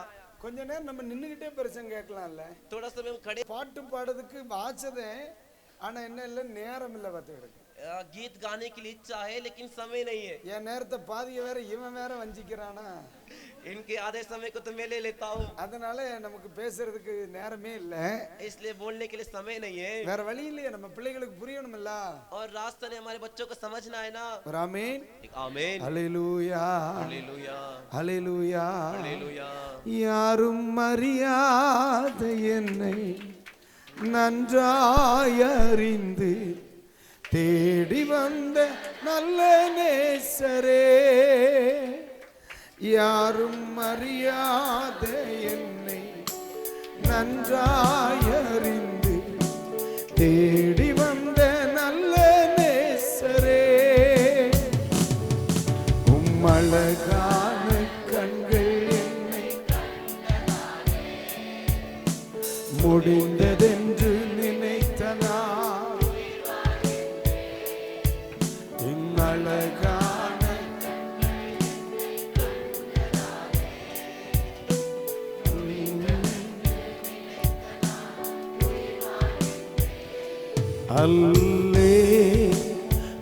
அல்லேலூயா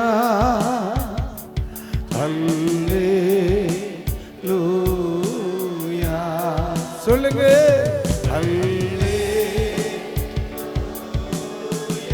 கைகளை உயர்த்தி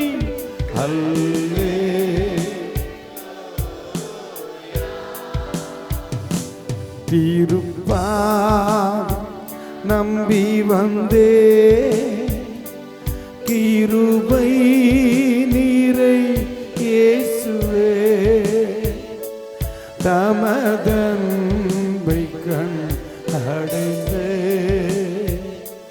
தேவ சமூகத்திலே தமதன்பை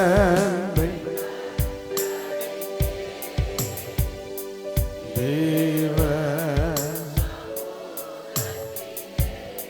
once again தமதன்பை கண் இயேசுவே தேவ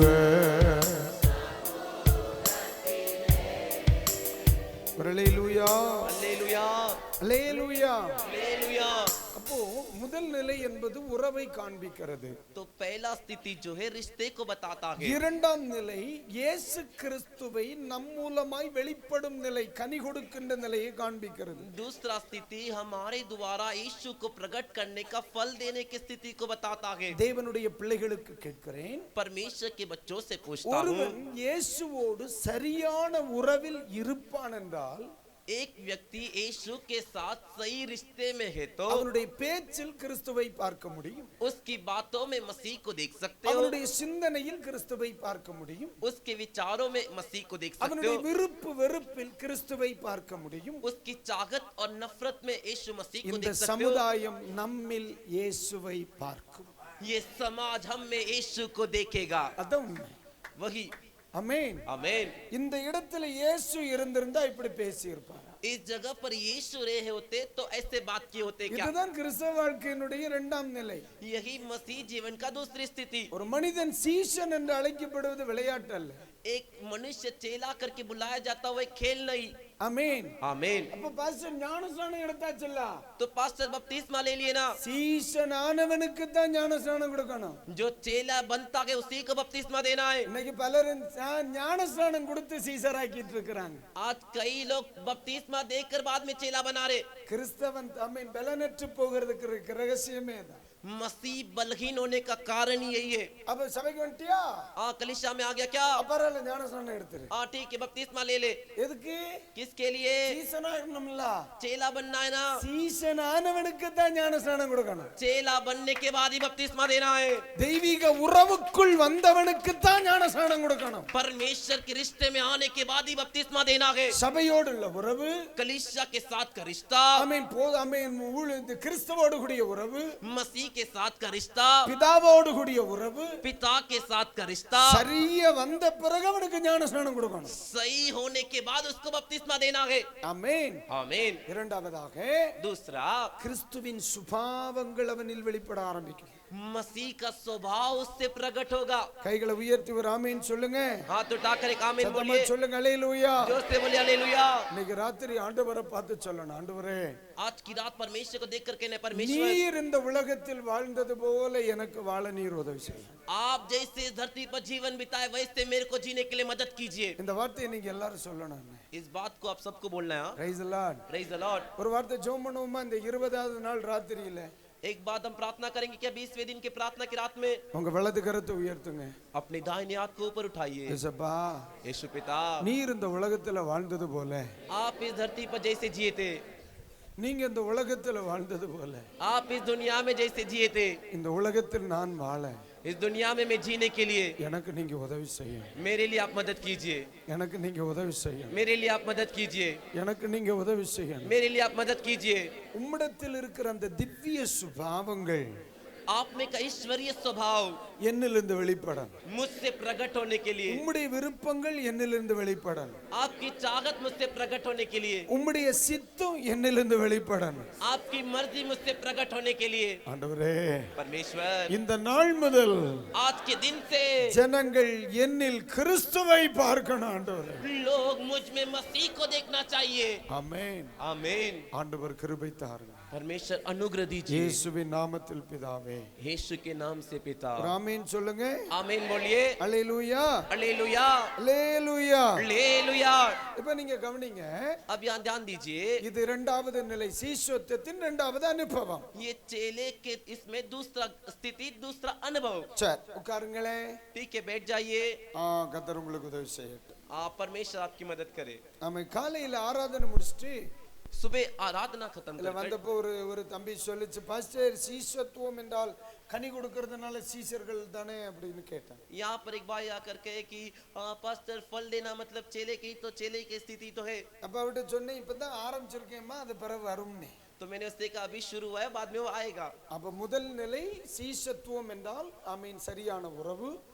तो पहला स्थिति चेला बनना मतलब सही रिश्ता। இரண்டாம் நிலை என்பது கனி கொடுத்தல் என்பதா.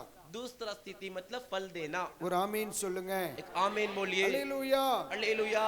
மூன்றாவது நிலை என்ன? तीसरी स्थिति क्या है? மூணாவது வசனத்தை பாருங்க.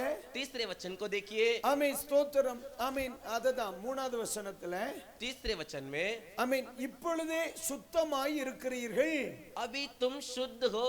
இப்பொழுதே சுத்தமாய் இருக்கிறீர்கள். अभी तुम शुद्ध हो। ஒரு ஆமீன் சொல்லுங்க. आमीन बोलिए। இரண்டாம் வசனத்துல அதே வார்த்தை இருக்கு. दूसरे वचन में वही शब्द அதை है, சுத்தம் பண்ணுகிறார். उसे शुद्ध कर रहे அப்ப हैं। மூன்றாம் நிலை என்பது तो तीसरी स्थिति जो है பரிசுத்தமாக்கப்படுகிற முன்னிலை, पवित्र होने की स्थिति, சுத்திகரிக்கப்பட்ட நிலை. शुद्ध हुआ वो स्थिति। நம்பர் 1 உறவு, पहला रिश्ता, 2 கனி கொடுக்கும் வாழ்க்கை, दूसरा फल देने का जीवन, மூன்றாவது சுத்திகரிக்கப்படுகிற நிலை. तीसरा शुद्ध होने की स्थिति। ஒரு ஆமென் சொல்லுங்க. आमीन बोलिए। அல்லேலூயா. हालेलुया। ஆண்டவர் நம்மை பரிசுத்தமான ஒரு நிலைக்குள் அவர் இருப்பதை தான் விரும்புகிறார். परमेश्वर हमें एक पवित्र स्थिति में रह करके ही वो चाहते हैं। அப்படியே நம்ம கொஞ்சம் ரோமர் 11ஆம் அதிகாரத்தை எடுங்க. वैसे हम रोमियो के 11वें अध्याय को निकाल लेंगे।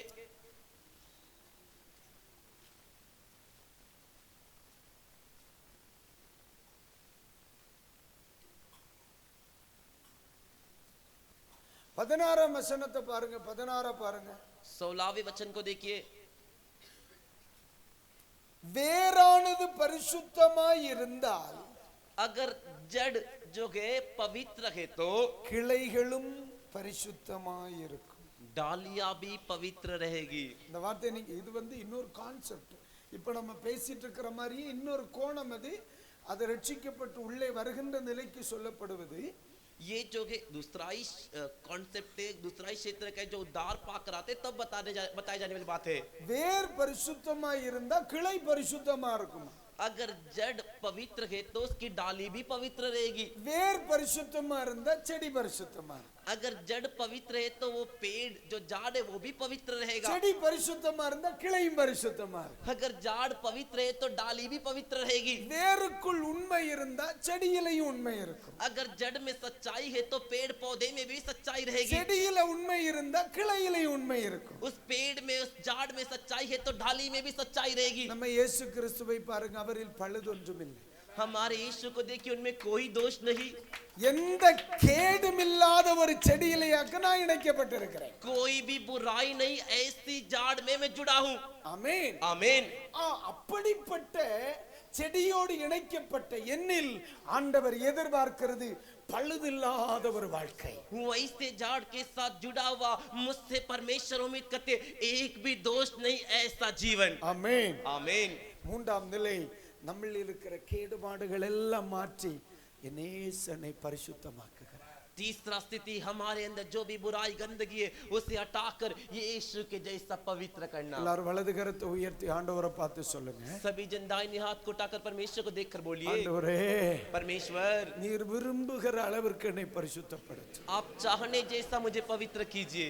நீர் விரும்புகிற அளவிற்கு என்னை பரிசுத்தப்படுத்து. आप चाहने जैसा मुझे पवित्र कीजिए. நீர் எதிர்பார்க்கிற பரிசுத்தம் என்னில் உண்டாகணும். आप उम्मीद करने वाला पवित्रता मुझ में हो.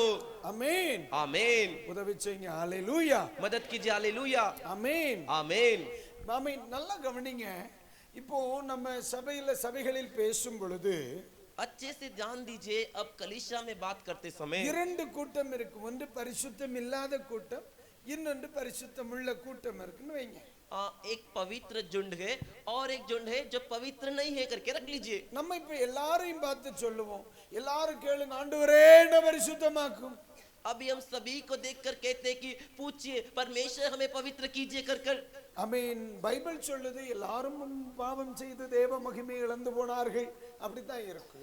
बाइबल कहता है कि सभी ने पाप किया, सभी परमेश्वर की महिमा से रहित है. பரிசுத்தம் இல்லாதவன் பரிசுத்த நிலைக்கு வரணும். जो पवित्र नहीं है वो पवित्र स्थिति में आना चाहिए. பரிசுத்தமாக்கப்பட்டவர்கள் இன்னும் பரிசுத்தமாகணும். जो पवित्र हो चुके वो और भी पवित्र होना चाहिए. அப்படிதானே வெளிப்படுத்தின விசேஷம் சொல்லுது. वैसा ही तो प्रकाशित वाक्य का पुस्तक कहता है பரிசுத்தம் உள்ளவன் இன்னும் பரிசுத்தமா. जो पवित्र है वो और भी पवित्र होगा. ஹalleluya. हालेलुया. அப்ப நீங்க கேட்கலாம், அப்ப சாதாரணமா நம்ம கூட்டங்களுக்கு வரும் பொழுது तो आप पूछ सकते हो साधारण तौर पे मीटिंग आते समय பூமிக்கு அடுத்த தேவைகள் பட்டன்னு முன்னால நிக்கிறத நம்ம பார்க்க முடியும். पृथ्वी की जो भी जरूरत आवश्यकता है वो पट से आगे आके खड़े हो देख सकते. உங்க பிரேயர் நோட்டை ஒன்னு பாருங்க. आपके प्रार्थना के नोट को जरा देखिए. உங்க ரிக்வெஸ்ட்களை ஒன்னு எண்ணி பாருங்க. आपके प्रार्थना के निवेदन रिक्वेस्ट को जरा गिन के देखिए. உலகத்துக்கு அடுத்ததுதான் அதிகமா இருக்கு. दुनिया के बारे में अगला ज्यादा रहेगा. ஆவிக்குரிய ஜெப விண்ணப்பங்கள் குறைவா. आत्मिक प्रार्थना का जो रिक्वेस्ट पॉइंट है वो कम रहेगा. ஏன்னா உலகத்தின் தேவைகள் நமக்கு பெருசா தெரியுது. அது உண்மை. क्योंकि दुनिया की आवश्यकता जरूरतें हमारे लिए बड़ी दिखती है, वो सच है. அது நமக்கு நம்ம செய்கிற தவறு இல்ல, நமக்குள்ள இருக்கிற அறியாமை. वो हम करने वाली गलती नहीं, वो हमारे अंदर जो समझ नहीं सकते ना वो है. ஒரு ஆமீன் சொல்லுங்க. आमीन बोलिए. சத்தமா சொல்லுங்க. जोर से बोलिए. ஹalleluya. हालेलुया. இப்போ நீங்க நல்லா கவனிங்க. நம்ம இந்த சர்ச்சுக்குள்ள நிறைய பாக்ஸ்கள் இருக்கு. अभी आप अच्छे से ध्यान दीजिए. इस चर्च के अंदर बहुत सारे बॉक्स डिब्बे हैं. இத பூட்டி சாவி எடுத்து, இத பூட்டி சாவி எடுத்து, இத பூட்டி சாவி எடுத்து, இத பூட்டி சாவி எடுத்து, ஆமென், அப்படி போகப்படாது. इसे बन के चाबी लेके, इसे बन के चाबी लेके, इसे बन के चाबी लेके, ऐसे नहीं जाना है. இது எது பூட்டாம இருந்தாலும் பரவாயில்ல, அந்த கதவை ஸ்ட்ராங்கா பூட்டினா போதும். इसमें से किसी को भी बंद नहीं किए तो भी चलेगा. उस बड़े दरवाजे को बंद करके चाबी लेके गए तो काफी है. நான் சொல்லுது புரிஞ்சுக்கணும். मैं जो बोल रहा हूँ समझ लेना है. இதெல்லாம் பூட்டி சாவியை பைக்குள்ள வச்சா அது திறந்து கிடந்தா ஜாலி முடிஞ்சு. इन सब को बंद करके चाबी को जेब में रखा, लेकिन वो दरवाजा खुला गया तो सब गया. ஏன்னா அவன் பெட்டியோட கொண்டு போயிருவாங்கல்ல. क्योंकि वो पेटी के साथ उठा के जाएगा ना. நம்ம உலகத்திற்கு அடுத்த எல்லா காரியங்களுக்கா பல மணி நேரம் ஜெபம் பண்ணுவோம். हम दुनिया के विषय के कार्य के लिए कई घंटे प्रार्थना करते, இதை கொண்டு வருகிற ஆவிக்குரிய காரியங்களை விட்டுறோம். इसको लेकर आने वाले आत्मिक कार्यों को छोड़ देते. बस பீரோ சாவியும் பைக்குள்ள தான் இருக்கு. अब जो कबड़ का चाबी वो भी जेब में, ஃப்ரிட்ஜ் சாவியும் பைக்குள்ள தான் இருக்கு. फ्रिज का चाबी भी जेब में, எல்லா சாவியும் பைக்குள்ள இருக்கு. सब चाबी जो है के जेब में. வீட்டு சாவி எங்க? घर का चाबी किधर है? அது மட்டும் இருக்கு. वो सिर्फ नहीं है. அப்ப போகும்போது சாவி உன்கிட்ட இருக்கும், பீரோ அவங்கிட்ட இருக்கு. तो जाते समय चाबी तेरे पास है, लेकिन जो बीरो कबड़ है उसके पास है. அதுதான் பைபிள் சொல்லுது. वही बाइबल कहता है, முதலாவது தேவனுடைய ராஜ்யத்திற்கும் पहले परमेश्वर के राज्य को, அவருடைய நீதியையும் தேடு. उसके धर्म को तो ढूंढ. உன்னுடைய கவனம் ஃப்ரண்ட் டோருக்கு வரட்டும். तेरा ध्यान पहले दरवाजे पे आए. எது உனக்கு வாழ்க்கையை நிறுத்துமோ அத கவனம் செலுத்து. जो तेरे जीवन को खड़ा करता है उस पे ध्यान दे. ஆமென். आमीन. நான் ஒரு உதாரணம் சொல்றேங்க உங்களுக்கு. मैं एक उदाहरण कहता हूं, ध्यान से सुनिए. நம்ம வியாதிக்கா ஜெபம் பண்றோம், हम बीमारियों के लिए प्रार्थना करते हैं, சமாதானத்துக்கா ஜெபம் பண்றோம், शांति के लिए प्रार्थना करते हैं, சந்தோஷத்துக்கா ஜெபம் பண்றோம், आनंद खुशी के लिए प्रार्थना करते हैं, சண்டையை சமாதானப்படுத்த ஜெபம் பண்றோம். झगड़े को शांत करने के लिए प्रार्थना करते हैं. இதெல்லாம் இந்த பூமியில எப்போ வந்துச்சு? ये सब इस पृथ्वी में कब आया? பாவங்கிற ஒண்ணு வந்தது பிறகுதான் இதெல்லாமே வந்துச்சு. पाप करके एक चीज आने के बाद ये सब आया. அப்ப நமக்கு வீட்டுக்குள்ள முதல்ல பரிசுத்தம் வரணும். तो हमारे घर के अंदर पहला पवित्रता चाहिए. அத்தனைக்கு மாற்றம். सब में बदलाव. ஹல்லேலூயா. हालेलुया. என் புருஷனுக்குள்ள நீர் விரும்புற பரிசுத்தம் வரணும். मेरे पति में आप चाहने वाला पवित्रता है. என் மனைவிக்குள்ள நீர் விரும்புற பரிசுத்தம் வரட்டும். मेरी पत्नी में आप चाहने वाला पवित्रता है. ஏம்மா அவனுக்குள்ள பரிசுத்தம் வரும்போது அவனுக்குள்ள கோபம் வராதே. हे माँ, उसके अंदर पवित्रता आएगा तो उसके अंदर गुस्सा नहीं आएगा. சண்டை மாறட்டும். ஏன் சண்டைய கொண்டு வரது என்னது? अरे झगड़ा बदले, झगड़ा को लेकर आने वाला क्या है? அல்லேலூயா. हालेलुया. கர்த்தர் விரும்புகிற பரிசுத்தம் ஒவ்வொரு மனிதனுக்குள்ளேயும் வரணும். परमेश्वर चाहने वाला पवित्रता हर एक मनुष्य के अंदर आए. அல்லேலூயா. हालेलुया. ஒரு நாள் தேவ சமூகத்துல ஜெபிக்க நீங்க உட்கார்ந்தா, हर दिन परमेश्वर के सामने प्रार्थना करने के लिए बैठोगे तो ஜெபத்தில் 40% மேல பரிசுத்தத்திற்கு அடுத்த காரியத்துக்கு ஜெபம். तेरे प्रार्थना में 40% से भी अधिक जो पवित्रता उस आत्मिक कार्य के लिए हो. ஆமென். आमीन. அதுக்கு மிரவு என்ன தேவை? அதுக்கு 60 அதை எடுத்துக்கோ. 40% குறைஞ்சது நீ பரிசுத்தத்துக்கு ஜெபம். 40% तू जो पवित्रता के लिए प्रार्थना कर, उसके ऊपर 60% और किसी चीज के लिए भी तू ले ले. ஆமென். आमीन. காரணம் என்ன தெரியுமா? कारण क्या? பைபிள் ஒன்னு முதலாவது சொல்லுது बाइबल पहला एक बात कहता है, ஐக்கியம். एकता. இரண்டாவது ஆமென் கனி கொடுக்கும் நிலை. दूसरा जो है फल देने की स्थिति. மூன்று சுத்திகரிக்கப்படுகிற நிலை. तीसरा शुद्ध होने की स्थिति. இந்த காரியத்துல சரியில்லைன்னா கர்த்தரை உங்க கூட வச்சிருக்க முடியாது. ये कार्य सही नहीं तो परमेश्वर आपको साथ में नहीं रखेंगे. அப்ப பரிசுத்தமாக்கப்படுகிற நிலைதான் சீசத்துவ நிலை. तो पवित्र होना ही चेले की स्थिति है. ஆமா, பரிசுத்தமாக்கப்படுதல் பல வகைப்படும். तो जो पवित्र होना है वो कई तरीके से है. இப்போ நல்லா கவனிங்க. अब अच्छे से ध्यान दीजिए. கிளீனிங் பர்பஸ்க்கு நம்ம பல உபகரணங்களை பயன்படுத்துறோம். अभी हम साफ सुथरा करने के लिए, क्लीनिंग के लिए जो है कई चीजों का इस्तेमाल करते हैं. சும்மா துணியை துவைக்கிறதுக்கு என்ன பண்றீங்க? कपड़े धोने के लिए क्या करते हो? டிடர்ஜென்ட். डिटर्जेंट. அது சோப்பா இருந்தாலும் சரி, ஆயிலா இருந்தாலும் சரி, பவுடரா இருந்தாலும் சரி, वो सोप हो, ऑयल हो, पाउडर हो, कुछ भी हो. டிடர்ஜென்ட் பயன்படுத்துறீங்க. डिटर्जेंट. பாத்திரம் கழுகுறதுக்கு बर्तन धोने के लिए. ஓகே. நீங்க துணி துவைக்கிற சோப் எடுத்து விம் பயன்படுத்துற, பாத்திரம் கழுக நம்ம பயன்படுத்துறது இல்லை. आप जो कपड़े धोने के लिए जो साबुन रखे, उसी साबुन को बर्तन धोने के लिए इस्तेमाल नहीं करते हो. காரணம் கழுவியே நொந்துருவாங்க. कारण धो धो कर ही थक जाएंगे. சரி, இப்போ அடுத்து நம்ம தர துடைக்கிறதுக்கு வரணும். अभी चलो जमीन पोछने के लिए आते हैं. ஆமா, துணி துவைக்கிறது பொருளை கொண்டு வந்து நம்ம தர துடைக்கிறது இல்லை. जो कपड़े धोने की जो चीज है उसको रखे, जमीन को नहीं पोछते. அதுக்கு இன்னொரு பொருள் வச்சிருக்கீங்க. उसके लिए और एक चीज रखे हो. ஆமாவா இல்லையா? हाँ कि नहीं? அதுக்கு என்ன யூஸ் பண்றீங்க? उसके लिए क्या रखे हो? ஒரு சிஸ்டருக்கு பேர் வருமே, லைசா. लाइसा. எங்க ஊர்ல ஒரு பொம்பளைக்கு பேரு அதான். लाइसा हमारे गांव में एक बहन का नाम ही है. வந்துருது இல்ல? आ जाता है ना. இப்ப மூணுமே கிளீனிங் தான். ये तीनों क्लीनिंग के लिए. மூணுமே நீங்க சுத்தப்படுத்துறீங்க. ये तीनों से आप शुद्ध साफ करते हो. மூன்றும் சுத்தமாக்குவதற்கு நீங்க பயன்படுத்துகிற விதங்கள் வேற. लेकिन तीनों को साफ सुथरा करने के लिए आप जो इस्तेमाल करते हो तरीका अलग है. அல்லேலூயா. हालेलुया. பீரோவை துடைக்கிறதுக்கு யாராவது எடுத்து அடிக்கிறாங்களா? இல்லையே. कबर्ड बीरो को साफ करने के लिए कोई उसे उठा के पटकता है क्या? नहीं. நீங்க பயன்படுத்துற பொருள் வேற. आप जो चीज इस्तेमाल करते करते हो अलग है। அப்ப ஒவ்வொரு கட்டங்களிலும் தேவன் நம்மை சுத்திகரிக்க பல விதங்களை கையாளுவார். तो हर एक स्थिति और समय में परमेश्वर हमें शुद्ध करने के लिए कई तरीके का इस्तेमाल करते हैं। நீங்க நல்லா கவனிக்கணும். आपको अच्छे से समझना है। கிளீனிங்ங்கிறது ஒரு வார்த்தை தான். क्लीनिंग साफ करना एक ही बात है, ஆனா முகத்தை க்ளீன் பண்றதுக்கு வேற. लेकिन चेहरे को साफ करने के लिए कुछ और है। நீங்க நல்லா கவனிங்க, சானிடைசர் தான். आप अच्छे से समझिए, सैनिटाइजर ही है। கையில தான் எடுக்கிறேன், முகத்தை தேய்க்கிறது இல்ல. हाथ में ही उठाते हैं लेकिन चेहरे पे नहीं लगाते। நான் சொல்ல புரியணும். मैं जो बोल रहा समझ रहे हैं, வார்த்தை கிளீனிங் தான். लेकिन एक ही बात क्लीनिंग साफ करना। நம்மை சுத்திகரிப்பதற்கு தேவன் கையாளுகிற முறை வேற. लेकिन परमेश्वर हमें शुद्ध करने के लिए इस्तेमाल करने वाले तरीके अलग है। அதனால தான் சொல்றேன், इसीलिए कहता हूँ நிறைய குடும்பங்களில் இன்னும் விடுதலை வெளிப்படாததற்கு காரணம் இன்னும் சில குடும்பங்கள் சுத்திகரிக்கப்படணும். बहुत से परिवार में छुटकारा प्रकट नहीं होने का कारण वो परिवार और भी साफ शुद्ध होना है। ஆண்டவர் விரும்பாத சில காரியங்கள் சிலரை தொடர்கிறத நான் பார்க்கிறேன். परमेश्वर नहीं चाहने वाला कार्य कुछ के पीछे है करके मैं देख रहा हूँ। நீ எவ்வளவோ முயற்சித்து உன்னை பின்னெழுக்கிற சில தொடருதல்கள் சில குடும்பங்களில் இருக்கிறது என்று பரிசுத்த ஆவியானவர் சொல்லுகிறார். तू कितना भी प्रयास करके आगे बढ़ रहा है, लेकिन तेरे पीछे लगातार वो तेरे पीछे लगाए कर आज पवित्र आत्मा कह रहे சில பாவத்தின் தொப்புள் கொடி இன்னும் சிலருக்குள் அறுக்கப்படல. कुछ के पाप का जो मार्क्स जो को नोट का बंधन है वो अभी तक कटा नहीं है। ஆண்டவர் சொல்லுகிற இன்னைக்கு ராத்திரி சில விடுதலைகள் நடக்கும்படி கர்த்தர் விரும்புகிறார். आज की रात परमेश्वर कहते हैं कि छुटकारा होने के लिए परमेश्वर चाहते हैं। ஆமென். आमीन। அதுக்கு காரணம் சொல்றேன் கேளுங்க. उसका कारण कहता हूँ இந்த 3 நாள் வெளியரங்கமா ஒரு கூட்டத்தை குடிச்சு உங்களை என்ன சொல்றது பரவசப்படுத்தி போனா அடுத்த வாரத்துக்குள்ள உங்க நிலைமை முன்னால மாதிரி ஆயிரும். मैं 3 दिन में मैं आपको एक साधारण मीटिंग की तरह प्रोत्साहित करके बहुत खुश करके जाऊंगा तो अगले हफ्ते आपकी स्थिति वैसे पहले जैसी हो जाएगी। அதனால தான் ஆண்டவர் சொல்றார், इसीलिए परमेश्वर कह रहे हैं இன்றைக்கு நடைபெறும் விடுதலை அல்ல, आज होने वाला छुटकारा नहीं, இன்றைக்கு ஆரம்பிக்கும் விடுதலை. आज शुरू होने वाला छुटकारा।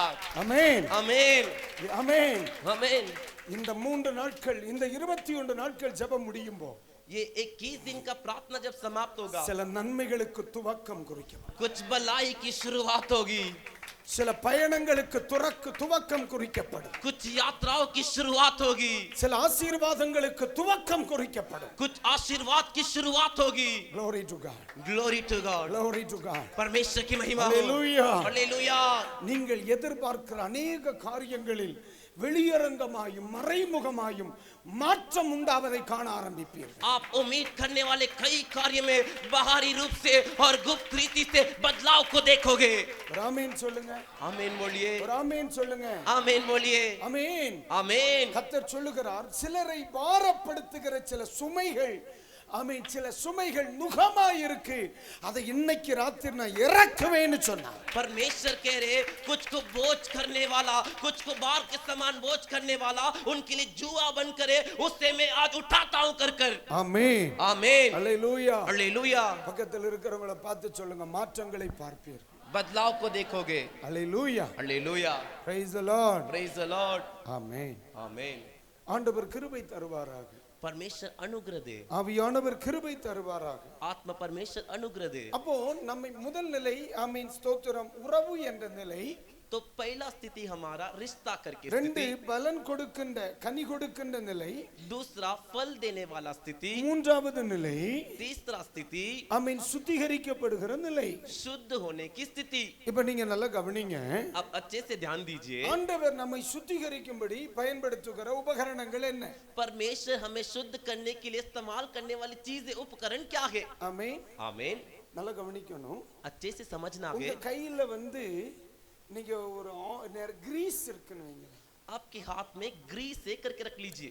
அதுக்கு நீங்க என்ன பயன்படுத்துவீங்க கழுகுறதுக்கு? उसे धोने के लिए आप क्या इस्तेमाल करोगे? முதல்ல வெளிய வச்சு நல்ல அழுக்கு போகிற சோப்பு போடுங்க. पहले अच्छे से बाहर रखकर गंदगी जाने वाला साबुन लगाओगे। கையை க்ளீன் பண்றது அதில் ஒட்டி இருக்கிற அழுக்கை பொறுத்தது. हाथ को साफ कर रहे हो इसलिए कि उसमें जो चिपका हुआ गंदगी है उसे निकालने के लिए। அதே மாதிரி தான் वैसे ही ஆண்டவர் நம்முடைய வாழ்க்கையில் நம்மை சுத்திகரிப்பதற்காக சில காரியத்தை பைபிள்ல வச்சிருக்கார். परमेश्वर हमारे जीवन में शुद्ध करने के लिए कुछ कार्य पवित्र शास्त्र में रखे இந்த हैं। 15ஆம் அதிகாரம் 3ஆம் வசனத்தை படிங்க. इस 15वें अध्याय के 3रे वचन को पढ़िए। 15:3 கவனிங்க பாப்போம். 15वें अध्याय के 3रे वचन को ध्यान से பைபிள் देखिए। சொல்லுது, बाइबल कहता है, ஆமென் தோத்திரம்மா யோவான்ல இருக்கடா, நான் உங்களுக்கு சொன்னேன் உபதேசத்தினாலே நீங்கள் இப்பொழுதே சுத்தமாய் இருக்கிறீர்கள். मैंने जो उपदेश तुमसे कहा उसके कारण तुम शुद्ध हो। ஒரு ஆமென் சொல்லுங்க. एक आमीन बोलिए। இப்ப இயேசு கிறிஸ்துவினுடைய வார்த்தை அல்லது வசனம் நம்மை முதலாவது சுத்திகரிக்கிறது. तो यीशु मसीह की बातें, यीशु मसीह का वचन हमें पहला शुद्ध करता है। உங்க வாழ்க்கையில் ஏற்படுகிற எல்லா மாற்றத்துக்கும் ஆமென் துவக்கம் குறிப்பது உங்கள் வாழ்க்கையில் உண்டாகிற பரிசுத்தம் தான். आपके जीवन में के सारे कार्य के बदलाव की शुरुआत होने वाली चीज आपकी जीवन की पवित्रता है। அந்த பரிசுத்தத்தை எனக்குள் உருவாக்குவது நான் கேட்கிற உபதேசம். वो पवित्रता मेरे जीवन में उत्पन्न होने के लिए मैं सुनने वाला परमेश्वर का उपदेश। இன்னைக்கு अनेक சபைகள் आज अनेक कलीसिया ஆடல் பாடல்களுக்கு அதிக கவனம் செலுத்துது. नाचना और गाने को अधिक मुख्यता देते हैं। பிரசங்கம் எல்லாம் ரொம்ப சுருக்கிட்டாங்க. प्रचार संदेश बहुत छोटा कर दिए। ஏன் சபைகளுக்குள்ள இன்னைக்கு பரிசுத்தம் இல்லைன்னு நான் சொல்றேன். क्यों कलीसिया के अंदर पवित्रता नहीं है करके कहता हूँ। ஆராதனைகள் இன்னைக்கு என்டர்டெயின் பொழுதுபோக்கா மாறிட்டு இருக்கு. आराधना जो है एंटरटेन टाइम पास करने की जैसी चीज बन रही है। ஒரு மணி நேரம் பாடல் ஆராதனை, 1 घंटा गीत आराधना, 20 நிமிஷம் பிரசங்கம், 20 मिनट प्रचार, 5 நிமிஷம் அறிவிப்பு, 5 मिनट सूचना, ஆமென் 5 நிமிஷம் கூகுள் பே, और 5 मिनट गूगल पे, 1.5 மணி நேரம் ஆராதனை. 1.5 घंटे की आराधना। புரிஞ்சிருக்கும்னு நினைக்கிறேன். समझ रहेंगे करके लगता நான் है। தெரியாம கேக்குறேன். मैं जाने बगैर पूछ இந்த रहा हूँ। சபைகளில் நிச்சயமா தேவன் விரும்புகிற பரிசுத்தம் உண்டாகாது. इन कलीसियाओं में मेरा परमेश्वर चाहने वाला पवित्रता जरूर नहीं होगा। மனிதனை பரிசுத்தமாக்குவது தேவனுடைய வசனம். मनुष्य को पवित्र करने वाला परमेश्वर का वचन। ஆமென். आमीन। இன்னொரு உண்மையான சொல்றேனே, और एक बात सच कहता हूँ, ஆமென் கூகுள்ல சாரி யூடியூப்ல இன்னைக்கு சாதாரணமா பாக்குறாங்க. यूट्यूब में भी साधारण तौर पे सब देखते हैं। ஒருத்தன் ஒரு பாட்டு போட்டாம்னா 1 லட்சம் வியூஸ் ஒரு நாள்ல வந்துரும். एक जने गीत को डाल देता है तो 1 लाख व्यूअर एक दिन में आ जाते। 15 நிமிஷம் முக்கிய பிரசங்கம் பண்றான், ஒரு வாரம் ஆகி 1000 வராது. 15 मिनट वो बहुत प्रयास करके संदेश करता है, 1 हफ्ता होने के बाद भी 1000 व्यूअर नहीं आते। இப்பமே தெரியுமா கிறிஸ்தவன் ஏன் நாசமா போகுதுன்னு? अभी पता चल रहा है मसीही लोग क्यों नाश हो रहे। என்னை களிப்பாக்குகிற ஒன்று வேகமாய் வளருகிறது. मुझे आनंद करने वाला, खुश करने वाला एक चीज जल्दी से बढ़ रहा है। என்னை சுத்திகரிக்கிற ஒன்று வேகமாய் வளரவில்லை. मुझे शुद्ध करने वाला एक चीज जल्दी से नहीं बढ़ रहा। நான் சொல்றது உங்களுக்கு புரியுதா இல்லையா? मैं जो बोल रहा समझ रहा है कि नहीं? சபைகளில் சுத்திகரிப்பு உண்டாகாது. तो कलीसिया में शुद्धता नहीं होगी। ஆமென். आमीन। இப்போ எனக்கு எந்த அளவிற்கு வேதத்தை கற்றுக்கொள்ளணுமோ இன்னும் நான் கற்றுக்கொள்ளணும். तो मुझे जितना हद तक पवित्र शास्त्र को सीखना है उतना सीखना है। தனி நபர் வாழ்க்கையில பைபிள் ரீடிங் வெரி மஸ்ட், ரொம்ப முக்கியமானது. व्यक्तिगत जीवन में बाइबल को पढ़ना, रीड करना बहुत ही मुख्य है। ஆமென். आमीन। நான் தான் பிள்ளைகளுக்கு சொல்லுவேன், 10 நிமிஷம் ஜெபிக்க கிடைச்சாலும் ஒரு வசனத்தை குறித்து பேசு. 10 मिनट में बच्चों से इसलिए कहता 10 मिनट प्रार्थना करने को मिला तो भी एक वचन से उसमें से बोल। ஒரு மணி நேரம் பிரசங்கம் பண்ணி ஆமென் ஆராதனை நடத்துறிய 20 நிமிஷம் பேசு. 1 घंटा आराधना चलाते के 20 मिनट वचन से बोल। ஆமென். आमीन। குறைந்தபட்சம் பாதிக்கு பாதியாவது செய்தி இருக்கணும். ज्यादा से ज्यादा आधा हिस्सा संदेश रहे। பேசி சாகடிக்கணும்.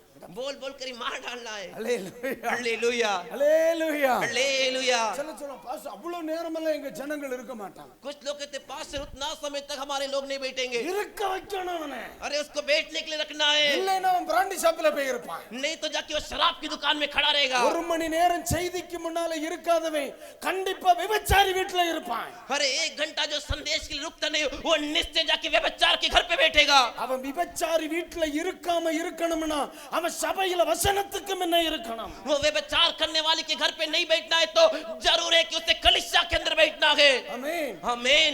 நிறைய ஊழியக்காரங்க ஊழிய ஜனங்களை கெடுக்குறாங்க. நிக்க விட்டு சுடணுங்கறல. बहुत से सेवक सेवकाई कर लोगों को बिगाड़ रहे, उनको खड़े रह के गोली मारना है। ஆமென். आमीन। ஆண்டவர் கிருபை தருவாரா? परमेश्वर अनुग्रह दे। சுடதுக்கு இல்ல, நமக்கு நிக்கிறதுக்கு. गोली मारने ने हमें खड़े रहने के ஆமென் लिए। சொல்லுங்க அல்லேலூயா हालेलुया அல்லேலூயா हालेलुया அல்லேலூயா हालेलुया। வசனம் மனிதனை சுத்திகரித்து கொண்டே இருக்கும். वचन मनुष्य को शुद्ध करते रहता है, இன்னும் நம்முடைய பழுதுகளை நமக்கு சொல்லி தரும். हमारे दोष को भूल चूक को में सिखाता है, நமக்குள்ள இருக்கிற குறைகளை அது நமக்கு சுட்டி காட்டும். हमारे अंदर की कमी घटी को दर्शाता है, இன்னும் நமக்குள்ள பயம் உண்டாகும். हमारे अंदर और भी डर और भय को लाता है। தேவனுக்கு பயப்படுகிற பயத்தை நமக்குள்ள சிருஷ்டிச்சுக்கிட்டே இருக்கும். परमेश्वर से डरने वाले डर को हमारे अंदर सृष्टि करते रहता है। படிக்க படிக்க அறிவு பெருக கூடாது, பயம் பெருகணும். पढ़ते पढ़ते समझ नहीं बढ़ना चाहिए, डर बढ़ना चाहिए। அல்லேலூயா हालेलुया, அதுதான் ஆவிக்குரிய வாழ்க்கை. वही आत्मिक जीवन। சில ஆட்கள் கொஞ்சம் நல்லா படிச்சிட்டோம்னா நிசாரமா வந்து பலிபீடத்தில் நிப்பாங்க. कुछ लोग अच्छे से पढ़ ले तो एकदम बेफिक्र आके वेदी पे खड़े रहते। அறிவு பெருத்தவன் நோவு பெருத்தவன். जो समझ में बढ़ गया है उसके लिए घमंड बढ़ गया। அறிவுக்காக பைபிள் படிக்கப்படாது, கிருபைக்காக படிக்கணும். समझ के लिए नहीं पढ़ना है, अनुग्रह के लिए पढ़ना है। ஆண்டவரே परमेश्वर பிள்ளைகளை இன்னும் பரிசுத்தப்படுத்து. मेरे बच्चों को और भी पवित्र कीजिए। வசனத்தினால் வருகிற பரிசுத்தம் என் பிள்ளைகளுக்குள் இன்னும் உருவாகட்டும். वचन से आने वाला पवित्रता मेरे बच्चों के अंदर और हो। இந்த வசனம் உங்களுக்குள்ள விழுந்துட்டனாலே, ये वचन आपके अंदर गिर गया तो இதுவரை நீங்க தடுமாறின இடத்துல இனி நீங்க நின்னுகிடுவீங்க. अभी तक आप डगमगाए जगह पर अभी आप खड़े हो जाओगे। आमीन। आमीन। நம்ம இவ்வளவு தூரம் நிமிர்ந்து நிக்கிறோம்னா நமக்கு முன்ன பின்னால இருக்கிற முதுகெலும்பு தான் காரணம். अभी हम इतना दूर तक सीना तान के खड़े तो हमारे पीछे की रीढ़ की हड्डी है। அவ்வளவு பெருசா இருந்தாலும் முதுகெலும்பு இல்லைன்னா சொல்லி முடிஞ்சு. अरे कितना भी बड़े व्यक्ति हो, पीठ की हड्डी रीढ़ की हड्डी नहीं है तो काम இந்த खत्म। உலகத்துல நம்ம நிறுத்துகிற உன்னத வசனம் தான். इस दुनिया में हमें खड़ा करने वाला एक है तो परमेश्वर का वचन। இயேசுவுக்கு முதுகெலும்பு வசனம் தான் பிரதர். यीशु के लिए रीढ़ की हड्डी जो पेट की हड्डी थी वो वचन था। சத்துரு முன்னால வந்து நின்னப்போ வசனம் தான் அவரை நிறுத்துச்சு. शत्रु जब सामने आए तो वचन ही तो उन्हें खड़ा रखा। ஆமென். आमीन। பாடுதான் முக்கியம்னா அப்பா அவர்கள் அழகா கிட்டார் போட்டுட்டு அழகான கண்கள்னு சொல்லிட்டு போயிருக்கலாம்ல. अगर गाना ही मुख्यता होता तो तभी गिटार लगाकर तेरी सुंदर आंखें करके बोल के गए होते ना। வசனத்தை எடுத்து முன்னா வச்சார்லப்பா. वचन को उठा के सामने रखे ना। உம்மையும் பரீட்சை பாராதிருப்பாயா. तू अपने परमेश्वर की परीक्षा मत कर, தேவனை தொழுது கொள்ளுவாயா. परमेश्वर को दंडवत कर। அப்படிதானே சொன்னாரு. वैसे ही तो कहते இயேசுவை நிறுத்தின முதுகெலும்பு வசனம் தான் சகோதரா. यीशु को खड़ा रखने वाला पीठ की हड्डी वचन ही थी। உச்சரிக்க வேண்டிய இடத்துல வசனத்தை உச்சரி பார்க்கலாம். जहाँ पर बोलना है वहाँ पर वचन को तू बोल। ஒரு ஆமீன் சொல்லுங்க. एक आमीन बोलिए। அது உன்னை சுத்திகரிக்குமே, वो तुझे शुद्ध அது करेगा, நம்ம உருவாக்குமே, वो हमें उत्पन्न அது करेगा, நம்மளை நிறுத்துமே, वो हमें खड़ा करेगा, அது நம்மளை மாற்றி அமைக்குமே. वो हमें बदल के बसाएगा। வாழ்க்கை தலைகீழாகும். எழுதிக்கோனே. अरे तेरा जीवन सिर के बल उल्टा होगा, लिख के रख। ஆமென். आमीन। பைபிள் சொல்லுது. बाइबल कहता है। உங்கள்ட்ட நான் பார்த்து கேக்குறேனே, ஆசீர்வதிக்கப்படணும்னு விரும்புறவங்க ஒரு ஆமென் சொல்லுங்க. मैं आपसे एक बात पूछता हूँ, आशीष जो पाना चाहते हैं हम हाथ उठा के हल्ले நான் बोलिए। கை தூக்க சொன்னா நிறைய பேர் பயந்து கை தூக்க மாட்டாங்க. मैं हाथ उठाने के लिए बोलता तो बहुत लोग डर के हाथ नहीं उठा ஒரு रहे। கை தூக்க வச்சுக்கிட்டு சிலுவையில அரைஞ்சிருவாரு. ये तो हाथ उठाने के लिए बोल के क्रूस पे चढ़ा देंगे। அப்ப உண்மையில நானும் சேர்த்து தூக்குறேன். तो मैं भी मिल के अभी हाथ उठाता हूँ। பூமியில் ஆசீர்வாதமான ஒரு வாழ்க்கை வாழணும்னு நான் விரும்புறேன். इस पृथ्वी में एक आशीष का जीवन जीना है तो ஆமென். आमीन। நான் என் பிள்ளைகளுக்கு சொல்லும் பொழுது சபையில मैं मेरे बच्चों को जब कलीसिया में कहता हूँ, பிச்சைக்காரனுக்கு பாஸ்டரா இருக்கிறது ஜஸ்டின் மோசஸ் கிடைக்காது. भिखारी के लिए प्रचार करने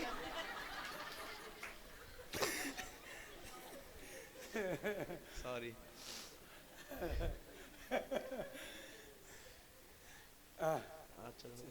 பிச்சைக்காரனுக்கு பாஸ்டரா இருக்கிறதுக்கு ஜஸ்டின் மோசஸ் கிடைக்காது. भिखारियों के लिए पासबान होने के लिए जस्टिन मोसेस पास्टर नहीं है। நான் விரும்பல. मैं नहीं चाहता। என்னுடைய வேதத்தை நான் சரியா கற்றுக்கொள்கிறேன். मेरे वचन को मैंने सही तरीके से सीखा है। என் ஜனங்களை ஆசீர்வதிக்க வல்லமை உள்ளவர் என் தெய்வம். मेरे लोगों को आशीष करने वाला मेरा परमेश्वर सामर्थ्य है। ஆமென். आमीन। வசனம் என்னை சுத்திகரிக்கிறது. वचन मुझे शुद्ध करता है। கழுவி கழுவி கண்ட இடத்துல வச்சிராரா? दो दो के किसी भी जगह पे रख देते हैं क्या? ஆண்டவர் ஆமென் சுத்திகரிக்கிறார்னா அந்த இடத்தை விட்டு இன்னொரு இடத்துக்கு நம்ம வந்துறோம். परमेश्वर हमें शुद्ध करते तो वो जगह को छोड़ के दूसरी जगह आना है। நம்ம கவனிச்சுக்கோ. माँ देख ले ध्यान ஒரு से, இடமாற்றத்தை கத்த தருவார். एक जगह को बदलाव के परमेश्वर देंगे। நீங்க அழுக்கா இருக்கும் பொழுது வெளியே கிடக்குறீங்க. आप जब गंदे हो तो बाहर पड़े हो, அது கழுகுன பிறகு செல்ஃபுக்கு வந்துடுறீங்க. वो धोने के बाद वो सेल्फ में आ जाता है। அழுக்கா இருக்கும் நீ கிடந்த இடம் ஒண்ணு, जब गंदा था तू तो पड़ा हुआ एक जगह நீ अलग था। சுத்திகரிக்கப்பட்டு பின்பு வைக்கிற இடம் வேற.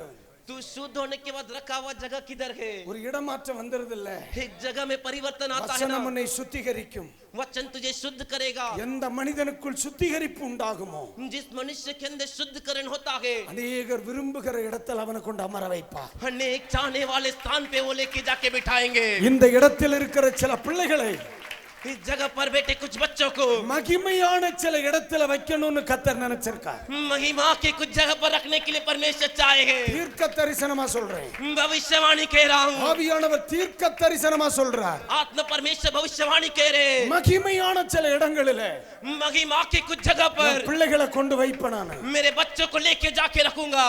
ஒரு ஆமென். एक आमीन। எத்தனை பேர் ஆமென் சொல்ல முடியும்? कितने लोग आमीन बोल सकते? அல்லேலூயா. हालेलुया। இந்த செடி காலையில இருந்துச்சா?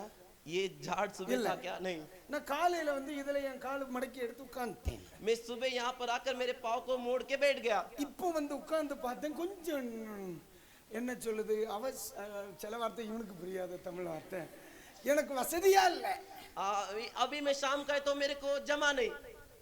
அப்ப திடீர்னு என் கவனம் இது மேல விழுந்துச்சு. तो अचानक मेरा ध्यान इस पे गया।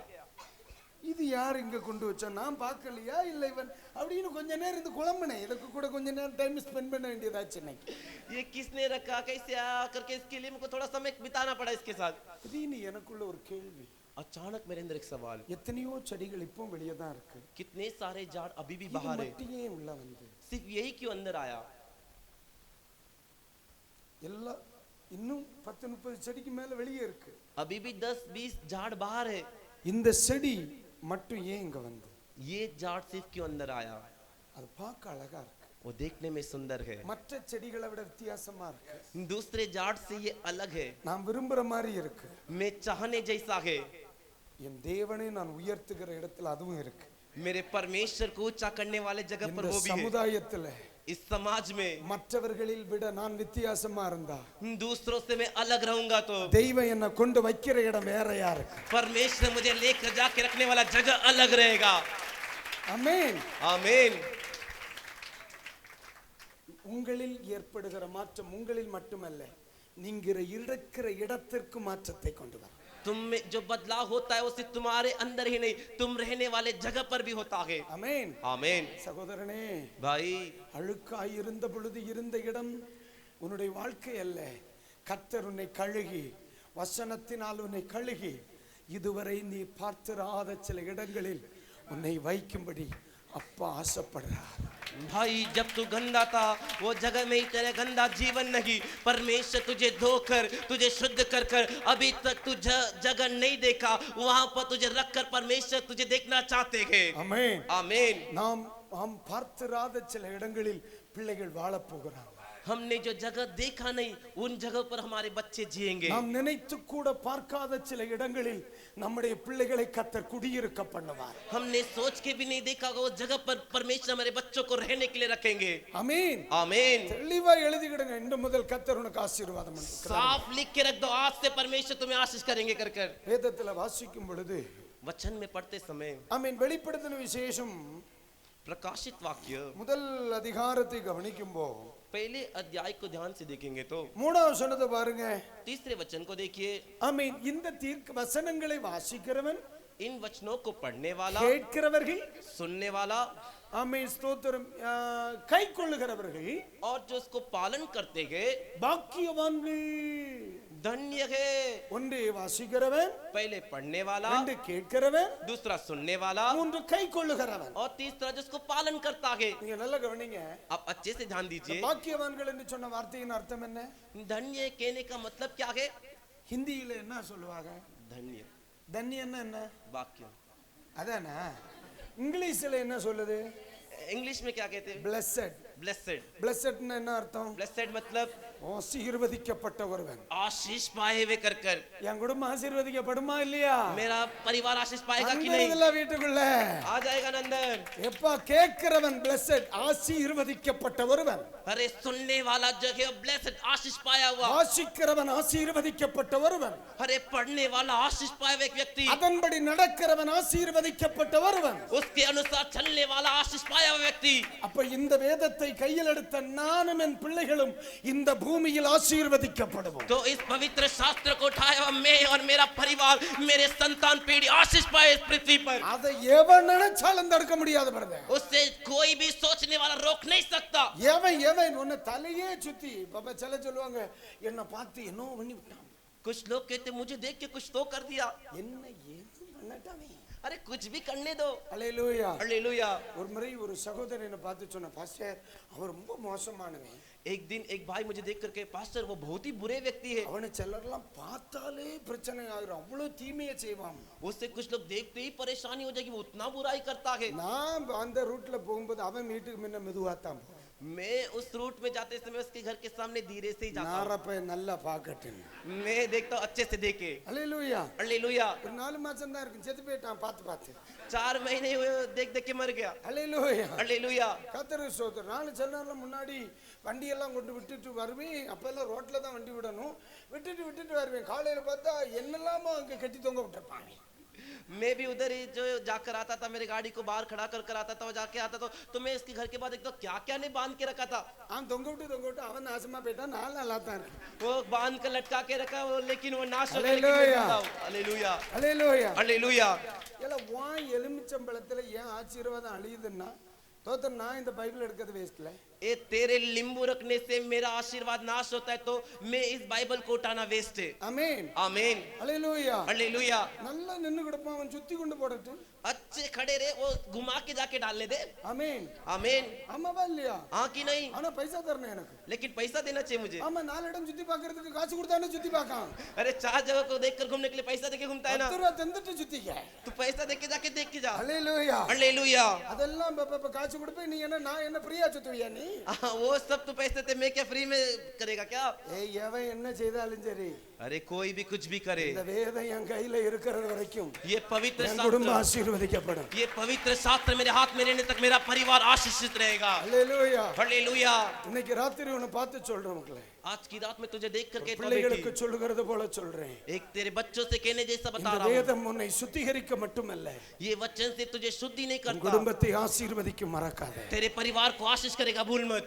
இந்த வேதம் உன்னை சுத்திகரிக்க மட்டுமல்ல ये पवित्र शास्त्र सिर्फ तुझे शुद्धि இந்த नहीं வேதம் करता, உன்னை ஆசீர்வதிக்கும். ये वचन तुझे आशीष करेगा। கழுகி அழுக்காய் கிடக்கிற பாத்திரத்தை கழுகி சுத்தமானவர்கள் அமருகிற இடத்துக்கு அது வந்துருதில்லை.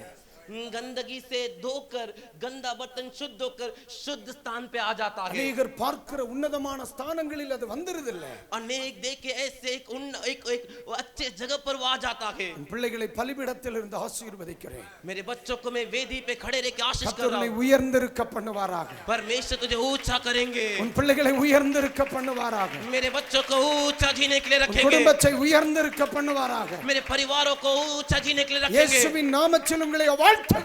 यीशु के नाम से तुम्हें बधाई देता हूँ। அல்லேலூயா. हालेलुया। நான் இதை சொல்லும் பொழுது ஒரு வார்த்தையை சொல்லுவேன். मैं इसे कहते समय एक बात कहता हूँ, தெய்வம் உங்களை ஆசீர்வதிப்பதற்கு இதெல்லாம் ரொம்ப அடிப்படை. परमेश्वर आपको आशीष करने के लिए ये सबसे नींव बुनियाद की बातें हैं। ஆண்டவர் உங்களுக்கு தருகிற எல்லாவற்றிலும் परमेश्वर आपको देने वाले सभी चीजों में கர்த்தருக்குரிய பங்கை கொடுக்க பழகணும். परमेश्वर को जो देना है उसे देना सीख लीजिए। இது பொதுவாக ஒரு சாக்கிரமந்து சபைக்கு கொடுப்பதற்காக பேசுகிறேன் நீங்க நினைக்கக்கூடாது. ये एक साधारण बात जो एक जैसे कहते हैं कलीसिया को देना है, ऐसा नहीं। அநேக குடும்பங்கள் அடிப்படையாக ஆசீர்வதிக்கப்படாததற்கு காரணம் என்ன? अनेक परिवार नींव से बुनियाद से आशीष नहीं पाने का कारण है கொடுக்கிற காரியத்தில் அடிப்படை உண்மை இல்லாத நிலை. देने के विषय में उनका नींव बुनियाद सही नहीं है। இன்னைக்கு என்னன்னு தெரியல, கர்த்தருடைய ஆவியானவர் இதை எனக்கு சொல்லுவதற்கு சொல்லுகிறார். ये क्यों पता नहीं, पवित्र आत्मा से कहने के लिए मुझसे कह रहे। ஒரு முறை ஆண்டவரனை பார்த்து கேட்டார், एक दिन परमेश्वर मुझे देखकर எப்ப पूछे, நான் உனக்கு 100 ரூபாய் தரேன்னா நீங்க எவ்வளவு தருவேன்னா?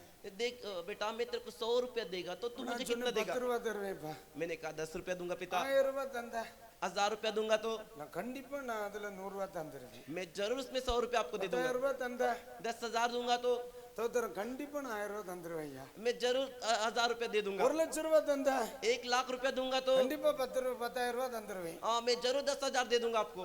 என்ன அன்னைக்கு வருமே, அதான் சொல்றேன். क्योंकि तब खालीपन था, इसीलिए मैं कह रहा हूँ। அப்ப ஆண்டவர் சொன்னா உனக்கு ₹1,00,000 தரேன்னு வை, ₹10,00,000 தரேன்னு வையேன், तो परमेश्वर के ऐसा रख कि मैं तुझे 10 लाख रुपए देता हूँ, நீ எனக்கு எவ்வளவு தருவே? तू मुझे कितना देगा? உண்மையில நீங்க நினைப்பீங்க இப்படி எல்லாம் கர்த்தர் பேசுவாரான்னு. आप सही में सोच सकते हो कि परमेश्वर ऐसा भी बात करते हैं क्या? இருந்து பாரு தெரியும். बैठ के देख पता चलेगा। அரை மணி நேரம், முக்கால் மணி நேரம், 1 மணி நேரம் இருக்கிறவனை பத்தி பேசல நானு. अरे आधा घंटा, पौना घंटा, 1 घंटा बैठ के बात करने वाले से नहीं कह रहा हूँ। அடையுதா விடியுதான்னு தெரியாத அளவுக்கு இருப்பான் சிலவன். அதை குறிச்சு பேசுறேன். अरे रात होता है या सुबह होता है उसको पता नहीं, ऐसे बैठ रहते उनके बारे में बोल रहा हूँ। அப்போ சொல்றாரு, அப்ப நான் கொஞ்ச நேரம் யோசிச்சேன்.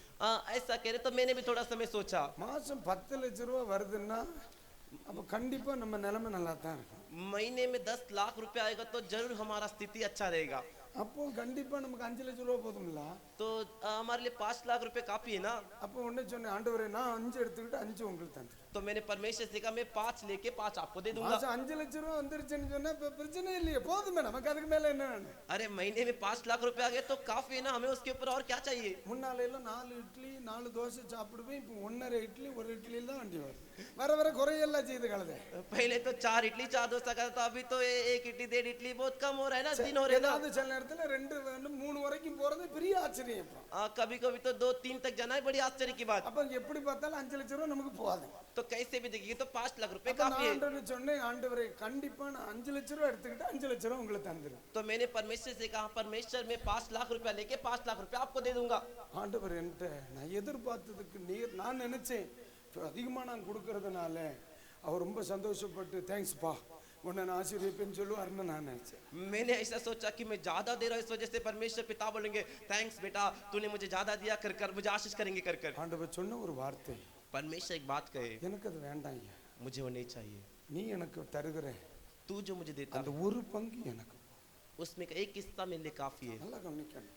अच्छे से ध्यान दीजिए, உன்கிட்ட 5,00,000 நான் எதிர்பார்க்கல, तेरे से 5 लाख की उम्मीद में नहीं இதுவரைக்கும் करता, சொன்னால எனக்குரிய பங்கு तूने अब तक आना मेरा हिस्सा, அது எனக்கு போதும். वो मेरे लिए काफी है। என் பிள்ளை எனக்கு நிறைய தந்தாங்கிறத நான் விரும்பல. मेरा बच्चा मेरे लिए ज्यादा दिया उसे मैं नहीं चाहता, என் பிள்ளை எனக்கு முன்னால உண்மையா இருந்தாங்கிறத நான் விரும்புறேன். मेरा बच्चा मेरे सामने सच्चा है क्या, वही मुख्य है। அந்த வார்த்தையை நான் ரொம்ப சிந்திக்க வச்சு, ये बात मुझे बहुत सोचने के लिए रखा। ₹10,00,000 கொடுத்தேன், मैं 10 लाख रुपया दिया, நான் ₹5,00,000 கொடுத்தேன், मैं 5 लाख रुपया दिया, நான் ₹2,00,000 கொடுத்தேன். मैं 2 लाख रुपया दिया। இப்ப நிறைய பேர் சொல்லலாம் நான் நிறைய கொடுத்தேன். बहुत से लोग कहते हैं मैं ज्यादा दिया। நிறைய கொடுத்தவன் வந்து மனுஷனால பெருமையை தேடிக்குமா? जो ज्यादा देता है मनुष्य से घमंड बढ़ाई को ढूंढ लेता है, உண்மையா கொடுக்கிறவன் கர்த்தரால் கனம் பெறுவான். जो सच्चाई से देता है परमेश्वर से आदर पाता है। அல்லேலூயா. हालेलुया। என் வாழ்க்கையில என்னைக்கு இதை எனக்கு பாடமா படிச்சு தந்தாரோ, मेरे जीवन में जब इसे एक सीख के रूप में मुझे सिखाए, அன்று முதல் இன்று வரை என் அப்பனுக்கு அதுல உண்மையாயிருக்க கிருபையா எனக்கு உதவி செய்யும். उस दिन से लेकर आज के दिन तक मैं उसमें सच्चा रहने के लिए परमेश्वर अनुग्रह दिए। ஆனா முதையா நான் ஒரு மாசம் ₹52 தசம பாகம் கொடுத்தேன். मैं पहला एक महीने का 52 रुपया ही दशमांश में देता था। ரெண்டாவது மாசம் ₹83 கொடுத்தேன். दूसरे महीने 83 रुपए दिया। மூன்றாவது மாசம் ₹104 கொடுத்தேன். तीसरे महीने 104 रुपया दिया। அதுக்கு பிறகு நான் கணக்குல வைக்கல. उसके बाद मैंने हिसाब में नहीं रखा। இன்னைக்கு அதே இடத்துல ஒரு பக்கெட் இருக்கு. आज उसी जगह पर एक बकेट है। ஒரு மாசம் ₹10,00,000 தசம பாகம் கொடுக்கணுங்கிறது என் ஆம்பிஷன். एक महीने में 10 लाख रुपया दशमांश देना है करके मेरा लक्ष्य है, मिशन है। அல்லேலூயா. हालेलुया। ஏன் இது உனக்கு சொல்றேன் தெரியுமா? मैं इसे क्यों तुझसे कह रहा हूं मालूम है क्या? என் ஆண்டவர் என்னை சுத்திகரிப்பது மட்டுமல்ல, ஆசீர்வதிப்பதற்காய் தன் வசனத்தை கர்த்தர் வெளிப்படுத்துகிறார். मेरा परमेश्वर केवल मुझे शुद्ध करने के लिए नहीं, मुझे आशीष करने के लिए भी अपने वचन को प्रकट किए Glory हैं। to God. Glory to God. ஒரு ஆமென் சொல்லுங்க. आमीन बोलिए। வேத வசனத்திற்கு அதிக கவனம் செலுத்தணும். पवित्र शास्त्र के वचन को अधिक ध्यान दीजिए। அதன்படி வாழ நம்மளை பழக்குவிக்கணும். उसके अनुसार जीने के लिए अपने आप को आदत बनाइए। நம்மோடு பேசுகிற வார்த்தைகளை எழுதிக் கொள்ளணும். हमसे बात करने वाले वचनों को लिख कर रखिए। அத வீட்ல போய் வாசிச்சு அதற்குள்ளே உங்களை உருவாக்கணும். उसे घर पे जाके पढ़कर उसके अनुसार अपने आप को बनाइए। இன்னும் ஆண்டவர் உங்களை கட்டி எழுப்புவார். और भी परमेश्वर आपको बांध कर खड़ा करेंगे। இருக்கிற இடத்திலிருந்து நீங்கள் எடுக்கப்படுவீர்கள். जिस स्थान में उस स्थान से आप उठाए जाओगे। நீங்கள் உயர்ந்து பார்க்கிற சில இடத்தில் கர்த்தர் உங்களை கொண்டு வைப்பார். आपको ऊंचाई पर देखने वाले कुछ स्थान पे परमेश्वर लेकर जाकर रखेंगे। ஆண்டவர் தெளிவா இன்னைக்கு ராத்திரி சொல்றார். परमेश्वर रात की रात साफ कह रहे, எளியவனை குப்பையிலிருந்து உயர்த்தி பிரபுக்களோடு அமர பண்ணுகிற ஒரு தெய்வம் உண்டு என்பதை உன் நிமித்தம் நான் வெளிப்படுத்துவேன். दीन लोगों को कचरे में से उठाकर प्रभुओं के साथ बैठाने वाला परमेश्वर मैं हूं करके तेरे द्वारा से प्रकट करूंगा. Amen. आमीन. உன்னை உயர்த்தி तुझे ऊंचा कर என் தேவன் உன்னை சுத்திகரித்து मेरा परमेश्वर तुझे शुद्ध உன்னை कर உயர்த்தி तुझे ऊंचा कर உன்னை ஆசீர்வதிக்க கர்த்தர் விரும்புகிறார். तुझे आशीष करने के लिए परमेश्वर चाहते हैं. இன்றைக்கு ராத்திரி முதல் அது உண்டாகும். आज की रात से वो होगा. உண்டாகும். அது वो होगा. நிலைமை மாறும். तेरा स्थिति बदलेगा. பிள்ளைகளின் நிலைமை மாறும். बच्चों की स्थिति बदलेगी. ஜனத்தின் நிலைமை மாறும். मेरे लोगों की स्थिति बदलेगी. என்றைக்கும் என் பிள்ளைகள் அடிமைகள் அல்ல. हमेशा मेरे बच्चे गुलाम नहीं. என் பிள்ளைகளுடைய குடும்பத்திலே ஒரு மாற்றத்தை கட்டளையிடுவேன். मेरे बच्चों के परिवार में बदलाव क्या देता हूँ. Glory to God. महिमा हो प्रभु की. ஆமென். आमीन. வசனம் மனிதனை சுத்திகரித்து ஆசீர்வதிக்கும். वचन मनुष्य को शुद्ध करके आशीष करता அந்த है. வசனத்தை கர்த்தர் அவர் அனுப்புகிறார். उनके वचन को परमेश्वर भेजते हैं. ஹalleluya. हालेलुया. ஹalleluya. हालेलुया. ஹalleluya. हालेलुया. ஹalleluya. हालेलुया. மணி என்னாயிட்டு? समय कितना हुआ. சோத்திரம் சோத்திரம். स्तुति हो स्तुति हो. ஹalleluya. हालेलुया. எனக்கு ஏதாவது ஒரு வார்த்தையை கூட ஆண்டவர் சொல்ல एक वचन और परमेश्वर कहने के लिए कह रहे हैं. செய்தியெல்லாம் முடியாதுப்பா. அது கடல் மாதிரி முடிச்சாதே உண்டு. संदेश सब समाप्त नहीं होगा. वो समुद्र के जैसे खत्म करेंगे तो ही होगा. வசனம் தருகிற முதலாவது சுத்திகரிக்கிறது, वचन देता है पहले शुद्ध करता है. ஆசீர்வதிக்கிறது. दूसरा आशीष करता है. ஆனா இன்னொரு வார்த்தையை கர்த்தர் சொல்ற. और एक वचन परमेश्वर कहने के लिए இன்னைக்கு कह रहे हैं. ராத்திரி இங்க சிலருக்கு ஏற்படணும். आज यहाँ के लोग के लिए उनके लिए சங்கீதம் काम है. 107 भजन संगीता 107 20ஆம் வசனத்தை வாசிங்க. 20 वचन को पढ़िए. அவர் தம்முடைய வசனத்தை அனுப்பி அவர்களை சுகமாக்குகிறார். वो अपने वचन को बेचकर उन्हें चंगा करते हैं. அவர்களை அழிவு குணமாக்கி उन्हें चंगा कर அவர்களை அழிவுக்கு தப்புவிக்கிறார். उन्हें नाश होने से बचाते हैं. ஒரு ஆமென் சொல்லுங்க. आमीन बोलिए. இந்த வசனத்துல ரெண்டு வார்த்தை ரொம்ப முக்கியமா இருக்கு. इस वचन में दो बातें बहुत मुख्य है. குணமாக்குகிற வசனம், चंगा करने वाला वचन. ரெண்டு அழிவுக்கு தப்ப பண்ணுகிற வசனம். दूसरा नाश से बचाने वाला वचन. ஆமென். आमीन. இன்னைக்கு ராத்திரி ஆண்டவர் ஆமென் குணமாக்க விரும்புகிறார். आज की रात परमेश्वर चंगा करना चाहते. குணமாக்குகிற வசனம், चंगा करने वाला वचन. அழிவுக்கு தப்ப பண்ணுகிற வசனம். नाश से बचाने वाला वचन. ஹalleluya. हालेलुया. இன்னைக்கு ராத்திரி சிலரை கர்த்தர் விடுவிக்க விரும்புகிறார். आज की रात परमेश्वर कुछ को छुड़ाना சில चाहते हैं. குடும்பங்களை அழிவுக்கு தப்புவிக்க விரும்புகிறார். कुछ परिवार को नाश होने से बचाना चाहते हैं. ஒரு பயம் வருது, ஆண்டவரே என் குடும்பம் அழிஞ்சு போயிருமோ, एक डर आ रहा है परमेश्वर मेरा परिवार नाश हो जाएगा क्या. என் வாழ்க்கை அழிஞ்சு போயிருமோ, मेरा जीवन नाश हो जाएगा क्या. என் ஜீவியம் அழிஞ்சு போயிருமோ. मेरा जीविका नाश हो जाएगा இந்த क्या. வார்த்தையை கேட்கிற என் அன்பு பிள்ளைகளுக்கு சொல்றேன், इस वचन को सुनने वाले मेरे प्रिय बच्चों से कहता கையில் हूँ. எடுத்த வசனம் உண்மையானால் मैं हाथ में लिया वचन सच्चा है तो இன்றைக்கு ராத்திரி உன்னை அது சுகமாக்கும். आज की रात वो तुझे चंगा करेगा. பலகீனத்தோடு என்னுடைய வார்த்தையை நீ கேட்டுக்கொண்டிருக்கிறாய். कमजोरी के साथ मेरे वचन को तो सुन रहा है. இன்றைக்கு ராத்திரி சிலருக்குள் இந்த வசனம் அனுப்பப்படுகிறது. आज की रात कुछ के अंदर ये वचन भेजा जा रहा है. லாசருவின் கல்லறைக்குள் சென்ற வசனம் உயிர்ப்பித்து கொண்டு வருமானால் இன்றைக்கு ராத்திரி சிலர் விடுதலையாக்கப்படுவார்கள். लाजर के कब्र के अंदर वचन जाकर उसे जिलाया है तो आज की रात कुछ लोग जिलाए जाएंगे. சிலருக்குள் இந்த வசனம் ஊடுருவி பாய்கிறது இன்றைக்கு ராத்திரி. कुछ के अंदर ये वचन घुस रहा है करके मैं देख रहा हूँ. ஆமென். आमीन. இந்த வசனம் உன் காதுகளில் விழுந்திருக்குமானால் ये वचन तेरे कानों में पड़ा है तो உன் குடும்பம் அழிந்து போகாது. तेरा परिवार नाश नहीं होगा. ஆமென். आमीन. மனோவா தேவதூதனை பார்த்துட்டார். मनोवा स्वर्गदूत को देख लिया. மனோவா தேவதூதனை பார்த்தார். मनोवा स्वर्गदूत को देख लिया. இப்ப தேவதூதன் போயாச்சு. अभी स्वर्गदूत चले गए. இவருக்குள்ள பயம் கொடுத்துருச்சு. इनके अंदर एक डर आ गया. ஐயோ தேவதூதனை பார்த்துட்டோம்ல, हाय स्वर्गदूत को देख लिया ना, நான் செத்தேன். मैं मर गया. உண்மை புரியுதா இல்லையா? समझ में आ रहा है कि नहीं. செத்து போயிருவோம். मर जाएंगे. அருமையான மனைவி प्रिय पत्नी யார்? மனோவாவுக்கு. मनोवा के लिए ஆமென். தோத்திரம். அருமையான மனைவி सच्ची पत्नी. சொன்னார், நாம் அழிந்து போக வேண்டுமானால் उसने कही हमें நாம் नाश சாக होना है तो, வேண்டுமானால் हमें मरना है तो இவை ஒன்றையும் கர்த்தர் நமக்கு சொல்லி இருக்க மாட்டார். इनमें से एक भी बात परमेश्वर बोले नहीं होते. आमीन. आमीन. அழிஞ்சு போக வேண்டிய நமக்கு என்னத்துக்கு ஆண்டவர் பேசணும்? नाश होने वाले हमसे क्यों परमेश्वर बात करना चाहिए? உனக்கு ஒரு பிள்ளையை தருவேன், அவன் தேசத்தில் ஆசீர்வதிக்கப்படுவான்னு என்னட்ட ஏன் பேசணும்? तेरे को एक बच्चा दूंगा वो देश में आशीष पाएगा करके क्यों मुझसे बोलना चाहिए? நான் அழிஞ்சு போயிட்டேன்னு சொன்னா அவர் சொன்னது பொய்யாகுமே. अरे मैं नाश हो जाऊंगा तो उन्होंने जो कहा वो झूठ हो जाएगा. இன்றைக்கு கர்த்தர் அழிவுக்கு தப்புவிக்கிற வசனம் இது. आज परमेश्वर नाश से बचाने वाला वचन. ஆண்டவர் நமக்கு சொன்னது பொய்யாகாது. परमेश्वर जो हमसे कहे वो झूठ नहीं होगा. நம்முடைய குடும்பத்தை அழிவுக்கு தப்புவிக்கும் பிரதர். हमारे परिवार को नाश से बचाएगा ब्रदर. உன்னுடைய பொருளாதாரத்தை கர்த்தர் அழிவுக்கு தப்புவிப்பார். तेरे आर्थिक स्थिति को नाश से बचाएंगे. தொழில் பகுதியில் முடங்கி நிற்கிற சில பிள்ளைகளை ஆண்டவர் அழிவுக்கு தப்புவிப்பார். व्यापार जो रुक कर बंद हुआ है उनको नाश से बचाएंगे. வழிகள் எல்லாம் அடைந்து நிற்கிறது என்று சொல்லுகிற வருத்தத்தில் காணப்படுகிற அருமையான சில பிள்ளைகளை தேவன் அழிவுக்கு தப்புவிப்பார். रास्ते सब बंद हो गए करके जो बच्चे बुरा बहुत तकलीफ के साथ खड़े उनको परमेश्वर नाश होने से बचाएंगे. இன்னைக்கு ராத்திரி நேற்று சொன்னார் ஒரு பாதை உனக்காய் திறக்கப்படும். कल के दिन के एक रास्ता तेरे लिए खुलेगा. ஹalleluya. हालेलुया. அவர் உன்னை அழிவுக்கு தப்புவிக்கிறார். वो तुझे नाश से बचाएंगे. உனக்காய் ஒரு வழி திறக்கப்படுகிறது. तेरे लिए एक रास्ता खुलेगा. ஹalleluya. हालेलुया. ஒரு ஆமென் சமுத்திரம் एक समुंदर ஒரு நதியாகி एक नदी होकर 7 ஆறுகள் ஆயிற்று. 7 धारा हो गई. ஆமென். आमीन. ஒரு வழி திறக்காதான்னு நினைச்ச உனக்கு முன்னால இப்ப 7 வழி இருக்கு நடக்கதற்கு. अरे एक रास्ता नहीं खुलेगा करके सोचने वाला तेरे आगे 7 रास्ते हैं. அடைஞ்சது ஒரு சமுத்திரம், अरे बंद किया एक समुंदर. திறந்தது 7 ஆறுகள். अरे खुले 7 धारा. அடைஞ்சது ஒரு வழி, अरे बंद हुआ एक रास्ता. திறந்தது 7 வழி. अरे खुले 7 रास्ते. நீ அறியாத சில பாதைகளை உனக்கு திறப்பேன்.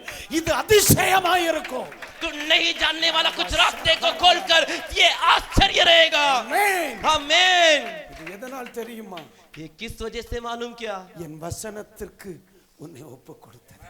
मेरे वचन के लिए तू समर्पण என் कर. வசனத்தை நீ ஏற்றுக்கொண்டதினால், मेरे वचन को तूने अपनाया इस वजह என் से. வசனத்திற்கு கீழ்ப்படிந்தபடியினால் मेरे वचन को तुम माना इस वजह से. உனக்கு கொஞ்சம் பலன் இருந்தும் तेरे को थोड़ा बलता तो நீ भी என்னை மறுதலியாமல் तूने मुझे इनकार नहीं किया. என் வசனத்திற்கு கீழ்ப்படிந்தபடியினால் मेरे वचन को माना इस वजह से திறந்த வாசலை உனக்கு ஆச்சிருக்கேன். खुले द्वार रास्ते को तेरे लिए रखा हूं. आमीन. आमीन. இந்த வசனங்கள் கேட்க கேட்க इन वचनों को सुनते சில सुनते குடும்பங்களை விட்டு இருள் விலகுகிறத ஆவியானவர் காண்பிக்கிறார். कुछ परिवार से अंधकार हट रहे, आत्मा परमेश्वर दिखा रहे. இந்த இயேசு போதும்னு தீர்மானிக்க ये यीशु काफी है करके फैसला करते करते சில குடும்பங்களை எழும்ப விடாமல் பண்ணின சில சிறையிருப்புகள் இன்னைக்கு ராத்திரி அவிழ்க்கப்பட்டு கொண்டிருக்கிறது. कुछ परिवार को उठने नहीं दिया, कुछ कैद आज की रात कट रहे हैं. ஹalleluya. हालेलुया.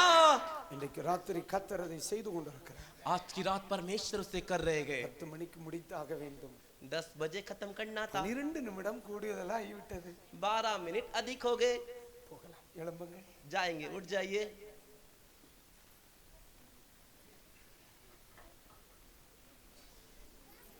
நாளை ஒரு நாள் நமக்கு மீதம் இருக்கிறது. कल एक दिन हमारे लिए बचा हुआ है இனி 2 செய்திகளை கேட்க போகிறோம். और 2 संदेश को हम सुनेंगे. எவ்வளவோ காரியங்கள் உங்களுக்கு இன்னும் சொல்லணும்னு தோணுது என் மனசுல.